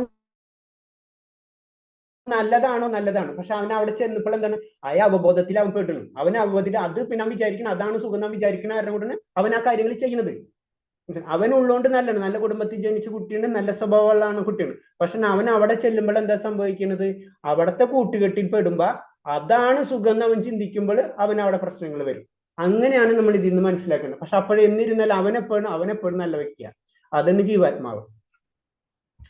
അതാണ് പന്നിയുടെ ദേഹത്തിലാണ് പെട്ടെന്നെങ്കിൽ ഒരു പന്നിയെ പോലെ ജീവിക്കാനും അമ്മയെ ഭക്ഷിക്കാനും നിർബന്ധിക്കണം. അപ്പൊ ആ കുട്ടി ചെന്ന് അങ്ങനത്തെ കൂട്ടുകെട്ടിപ്പെട്ടുണ്ടെങ്കിൽ അവിടുത്തെ സിറ്റുവേഷൻ അനുസരിച്ച് ജീവിക്കേണ്ടു. അമേരിക്ക പോയി ജീവിക്കാനും പോകാം, നമുക്ക് ഉഗാണ്ട പോയി ജീവിക്കണമെങ്കിൽ ജീവിക്കാം. അപ്പൊ അവിടുത്തെ നിയമത്തിനനുസരിച്ച് അവർ നിർബന്ധിതരായി മാറും. അത് തന്നെയാണ് ഇവിടെ നടക്കുന്നത്. അപ്പൊ ഏത് ദേഹത്തിലാണ് പോകണമെന്ന് വെച്ച് കഴിഞ്ഞാൽ അതേപോലെ നമ്മൾ ജീവിക്കണം. ഇത് ഞാൻ കുറച്ച് ഡീറ്റെയിൽ ആയിട്ട് പറഞ്ഞത്, ഇത് കുറച്ചൊന്ന് ഉള്ളിലേക്ക് ഉണ്ട് മനസ്സിലാക്കാൻ. മനസ്സിലായി? അതിൽ വല്ല ഡൗട്ട് ഉണ്ടോ? ഇതിന് ഏറ്റവും ഇമ്പോർട്ടന്റ് പോയിന്റ്സ്. അത് മനസ്സിലായത് നമ്മളിപ്പോ അധ്യായം 3 പഠിച്ചില്ലേ ഒരു ശ്ലോകം, പ്രകൃതേ ക്രിയമാണാനി ഗുണൈ കർമാണി സർവശ അഹങ്കാര വിമൂഢാത്മാ കർത്താഹമിതി മന്യതേ. ശരിക്കും ആ ശ്ലോകം ഇവിടെ ശരിക്കും അഡാപ്റ്റ് ആവണത് അല്ലേ? മിഥ്യാഹങ്കാരത്തിന്റെ പ്രഭാവത്താൽ. അതെ, മിഥ്യാഹങ്കാരം. അപ്പൊ അവിടെ പോയിന്റ് തന്നെ പറഞ്ഞു. അപ്പൊ ഞാൻ മിഥ്യാഹങ്കാരം എന്ന് പറഞ്ഞാൽ തന്നെ എന്താണ് മിഥ്യാഹംഭാവം എന്നും പറയും. അതായത് അഹം എന്ന് പറഞ്ഞത് ഞാൻ, മിഥ്യം എന്ന് പറഞ്ഞത് ഞാൻ ശരീരമാണ്, പക്ഷെ ഞാൻ ശരീരമല്ല, ഞാൻ ആത്മാവാണ്. അവിടെ മിഥ്യാഹങ്കാരം, അത് ആ പോയിന്റ് അതാണ് മനസ്സിലാക്കേണ്ടത്, അല്ലെങ്കിൽ മിഥ്യം അഹംഭാവം എന്ന് പറയുന്നത്. ഇത് മനസ്സിലായില്ലേ ഈ പോയിന്റ്സ്? ഇപ്പൊ ഉത്തരം പറഞ്ഞാല് ഡൗട്ട് ഉണ്ട് ഇതില്? മനസ്സിലായി. ഇതിലാരെങ്കിലും ഡൗട്ട് ഉണ്ട്? ഇത് ഇത്തിരി കുറച്ച് ഡീറ്റെയിൽ ആയിട്ട് പറയേണ്ട ഒരു സബ്ജക്റ്റ് ആണ്. കാരണം നമ്മൾ ബേസിക് ആയിട്ട് അറിയേണ്ട കാര്യമാണത്. ആത്മാവ് എപ്പോഴും പ്യൂറാണ്. അത് നമ്മൾ ആദ്യമേ തന്നെ പഠിക്കുന്നുണ്ട് ശരിക്കും. നാജായതേമറിയതിനാകാതാജ് എന്നൊക്കെ പറഞ്ഞ് പഠിക്കുന്ന പോയിന്റ്സ് അത് തന്നെയാണല്ലേ. അത് അത്രയും പരിശുദ്ധനാണ്, അതിനൊന്നും ചെയ്യാൻ പറ്റില്ല നമുക്ക്. അപ്പൊ പിന്നെ കർമ്മക്ക് അതിനെ എഫക്ട് ചെയ്യും? ഒന്നും എഫക്ട് ചെയ്യില്ല. അപ്പൊ അത് വളരെ ഇമ്പോർട്ടന്റ് ആണ്. അപ്പൊ പിന്നെ എന്തുകൊണ്ട് നമുക്ക് ജന്മം കിട്ടണം? അത് നമ്മളെ അവബോധനം, മനസ്സിലായോ? അത് നമ്മളെ അവബോധനം. അതിന് ചുറ്റും പല സ്ഥലത്ത് പോകുമ്പോൾ പലതരം പ്രശ്നങ്ങളിൽ വന്ന് അതാണ് ശരിയെന്ന്, ഞാൻ ചെറിയൊരു കുട്ടിയുടെ കഥ പറഞ്ഞ പോലെ തന്നെ അവൻ അവിടെ ചെന്ന് അതാണ് ശരിയെന്ന് വിചാരിച്ച് അതാണ് സന്തോഷം എന്ന് വിചാരിച്ചാൽ പോകുന്നു. പക്ഷെ അവന്റെ ഉള്ളിലുള്ള സത്യം അതല്ല. പിന്നെ ഞാനൊരു വേറൊരു കാര്യം പറഞ്ഞിട്ടുണ്ടായിരുന്നു. നമ്മള് എന്താ പറയാ, ഒരു അമ്പലത്തിൽ ഉത്സവപ്പറമ്പിൽ ഒരു കുട്ടി പെട്ടു കഴിഞ്ഞാല് അവന്റെ ഉള്ളിലെപ്പോഴും ആഗ്രഹം എന്താണ്? അവന്റെ അമ്മനായിട്ട് കണക്ട് ചെയ്യാനാണ്. പക്ഷെ അവൻ കുറെ കളിപ്പാട്ടങ്ങളൊക്കെ ഇടയ്ക്കിട്ട് കിട്ടുമ്പോൾ അവൻ ചിലപ്പോൾ കുറച്ചു നേരം ഒന്ന് ഇരുന്ന് ചിരിച്ച് കളിക്കും. അത് കഴിഞ്ഞിട്ട് കുറച്ച് കഴിയുമ്പോൾ ഓർമ്മ വരും, പിന്നെ അത് ഇട്ടിട്ട് വേറെ അടുത്തേക്ക് പോകും. ഇതാണ് ആ ഇട്ട് പോണതാണ് ഓരോ ശരീരങ്ങൾ. അതിന് നമ്മൾ ചിന്തിക്കണം. അവന്റെ ആഗ്രഹം ഇതാണെന്ന് വിചാരിച്ച് കുറച്ചു നേരം ഇരുന്ന് കളിക്കും, അത് കഴിഞ്ഞിട്ട് അവൻ ഇടും. അപ്പൊ അതിനുള്ള പ്രശ്നങ്ങൾ കൊണ്ടുപോകണത് അടുത്തേക്ക് പോകണം. ചിലപ്പോൾ ഈ സാധനം കൊണ്ട് ഇതിലത്തെ പല കാര്യങ്ങളും കൊണ്ടുപോകണം, അടുത്ത വേറെ സാധനങ്ങൾ വാങ്ങിക്കും, അതും കൊണ്ടുപോകും. പക്ഷെ അവന്റെ ഉള്ളിൽ അതിന്റെ കിട്ടില്ല. അവന് കണക്ഷൻ കിട്ടുമ്പോഴോ അച്ഛൻ അല്ലെങ്കിൽ അമ്മയായിട്ടുള്ള കണക്ഷൻ കിട്ടുമ്പോൾ മാത്രം അവന്റെ ആ പരമമായ ആനന്ദം ഉണ്ട്. പക്ഷെ ഇത് കണക്ട് ചെയ്യുമ്പോഴോ 100% ആവുള്ളൂ. അതാണ് നമ്മൾ മനസ്സിലാക്കേണ്ടത്. ഓക്കെ, ഞാനിത് കുറച്ച് കൂടുതൽ പറഞ്ഞു പോയി. ഹരേഷ്, നമുക്ക് ഇത് ക്ലിയർ ആയില്ലേ സബ്ജക്ട്? ഞാൻ അടുത്ത പോയിന്റിലേക്ക് കടക്കാം. നമുക്ക് 22ാമത്തെ.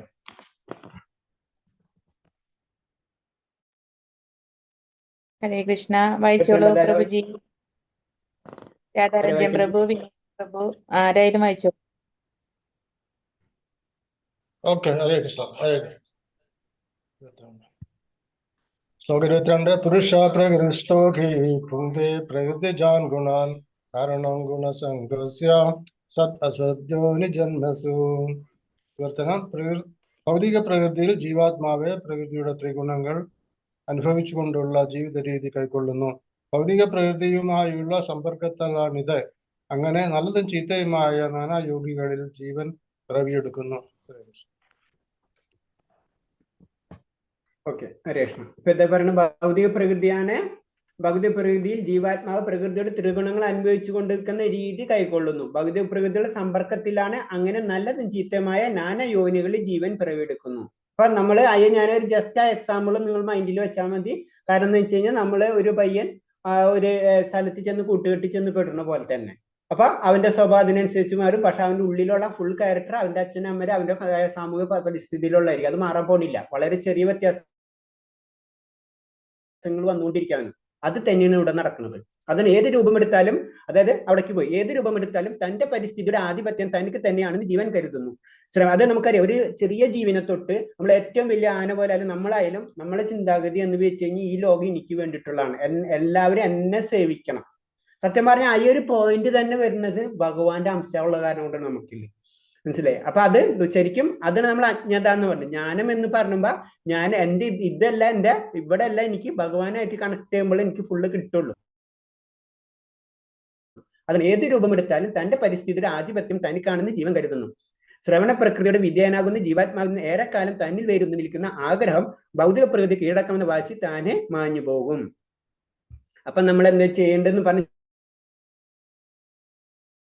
ചെയ്യേണ്ട കാര്യം പിന്നെ പറയുന്നത് നമ്മൾ ആ ശ്രവണ പ്രക്രിയ ഭഗവാന്റെ അത് നമ്മൾ ആ 9 തരം ഭക്തിയില് ഫസ്റ്റ് പറയുന്നത് അതിന് ശ്രവണം എന്തുകൊണ്ട് ആദ്യം പറഞ്ഞു അത് നമ്മൾ ശ്രദ്ധിക്കണം. അപ്പൊ ശ്രവണത്തിന് ഏറ്റവും ഇമ്പോർട്ടന്റ് അതിന് ശ്രവണ പ്രക്രിയയിൽ. അപ്പൊ നമ്മൾ ഇതിൽ എല്ലാവരും ശ്രദ്ധിക്കണം, നമ്മൾ ശ്രവണത്തിന് ഏറ്റവും കൂടുതൽ ഇമ്പോർട്ടൻസ് ഉണ്ട്. അപ്പൊ കീർത്തനങ്ങൾ ചെയ്യുന്നതും ജപം ചെയ്യുന്നത് എന്താണ്, നമ്മൾ 2 കാര്യം ഒന്നിച്ച് ചെയ്യണം. ശ്രവണം അതിൽ കൂടെ 100%. ജപം ചെയ്യുമ്പോഴും കീർത്തനം ചെയ്യുമ്പോഴും ഒക്കെ നമ്മളതിന്റെ ശ്രവണം നമ്മളേക്കിലുണ്ട്. അതാണ് ശ്രവണത്തിന് വിധേയമാന്ന് ജീവാത്മാവിൽ നിന്ന് ഏറെക്കാലം തന്നിൽ വരുന്നു നിൽക്കുന്ന ആഗ്രഹം ഭൗതിക പ്രകൃതി കീഴടക്കുന്ന വാശി താനെ മഞ്ഞു പോകും. അപ്പൊ നമ്മളെ പ്രോബ്ലം എന്ന് പറഞ്ഞു കഴിഞ്ഞാൽ ഭൗതിക പ്രകൃതിയെ കീഴടക്കുക എന്നുള്ളതാണ്. അതല്ല നമ്മുടെ ലക്ഷ്യം. നമ്മുടെ ലക്ഷ്യം ഭഗവാനായിട്ട് കണക്ട് ചെയ്യുന്ന. അപ്പൊ ഭൗതിക പ്രകൃതിയായിട്ടുള്ള കണക്ഷൻസ് നമ്മൾ കുറയ്ക്കുകയാണ് ശരിക്കും നമ്മൾ നാമം ജപമായാലും അല്ലെങ്കിൽ സംഗീത പ്രസ്ഥാനം സംഗീതമായാലും ശ്രവണമായാലും ഇതൊക്കെ കൂടെ നമ്മൾ ചെയ്യുന്നത് ഭഗവാനാണ് അൾട്ടിമേറ്റ്. ഇത് നമ്മുടെ ലോകമല്ല എന്ന് നമ്മൾ അറിയാണ്ട് അതിനെ മാറ്റി കളഞ്ഞുകൊണ്ടിരിക്കുകയാണ്. ഇതാണ് മാലിന്യം എന്ന് പറഞ്ഞ് തന്നെ ഭൗതിക ലോകം നമുക്ക് പതുക്കെ മനസ്സിലാവണം. ഒരു ചെറിയ കുട്ടീനെ കളത്തിലിട്ട് കഴിഞ്ഞാൽ അതിൽ ജീവിതകാലം മുഴുവൻ അത് കുട്ടി അവിടെ നിന്ന് കളിക്കാൻ പാടില്ല, നമുക്കറിയാലോ അല്ലേ? അങ്ങനെ ഇപ്പൊ ചെറിയ കുട്ടിക്ക് നമുക്ക് ഒരു ഐസ്ക്രീം വാങ്ങിച്ചു കൊടുത്തിട്ട് ജീവിതകാലം മുഴുവൻ ഐസ്ക്രീം കഴിക്കില്ല.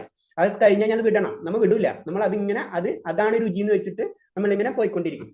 ആ വാശി നമ്മൾ പതുക്കെ മാറ്റി കളയണം.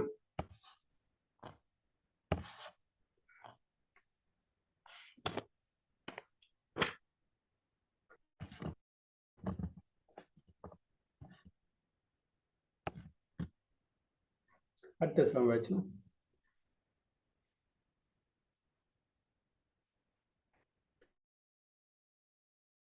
ഹരേഷ് 23. ഹരേ കൃഷ്ണ പ്രഭുജി, ഞാൻ ലീവയാണ് പ്രഭുജി. ശരി, 8:30 ആയല്ലേ? സോറി ഹരേഷ്, ടൈമും ആയി. ശരി, നമുക്ക് അടുത്ത ക്ലാസ്. അപ്പൊ ഇന്നത്തെ ക്ലാസ് സ്റ്റോപ്പ് ചെയ്യാം. 8:30 ആയല്ല? ഓക്കെ. അപ്പൊ ഇന്നത്തെ ക്ലാസ്സിൽ എന്തെങ്കിലും ഡൗട്ട് ഉണ്ടോ? ഇനി എന്തെങ്കിലും സംശയം ഉണ്ടെങ്കിൽ ചോദിക്കാം, അല്ലെങ്കിൽ ക്ലോസ് ചെയ്യാം. നമുക്ക് ഇപ്പൊ പറഞ്ഞല്ലേ, ഇതിൽ പറഞ്ഞതില് ബേസിക് ആയിട്ടുള്ള കാര്യം ജീവാത്മാവിന്റെ കാര്യമാണ്. അത് മൈൻഡിൽ വെക്കാം നമ്മള്.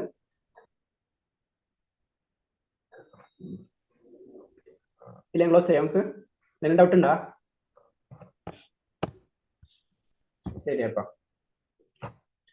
പാഞ്ചകൽപതരൂപച്ച കൃപാസിന്ദേവച്ച പതിനാം ഭാവനേഭ്യ വൈഷ്ണവേഭ്യ നമഃ. 11 കോടി വൈഷ്ണവ ഭക്തർക്ക് പ്രഭാതിക്ക് ഗുരുദേവ്ക്ക് ഹരേ കൃഷ്ണ. പ്രണാമം എല്ലാവരും. പ്രണാമം. ഹരേ കൃഷ്ണ.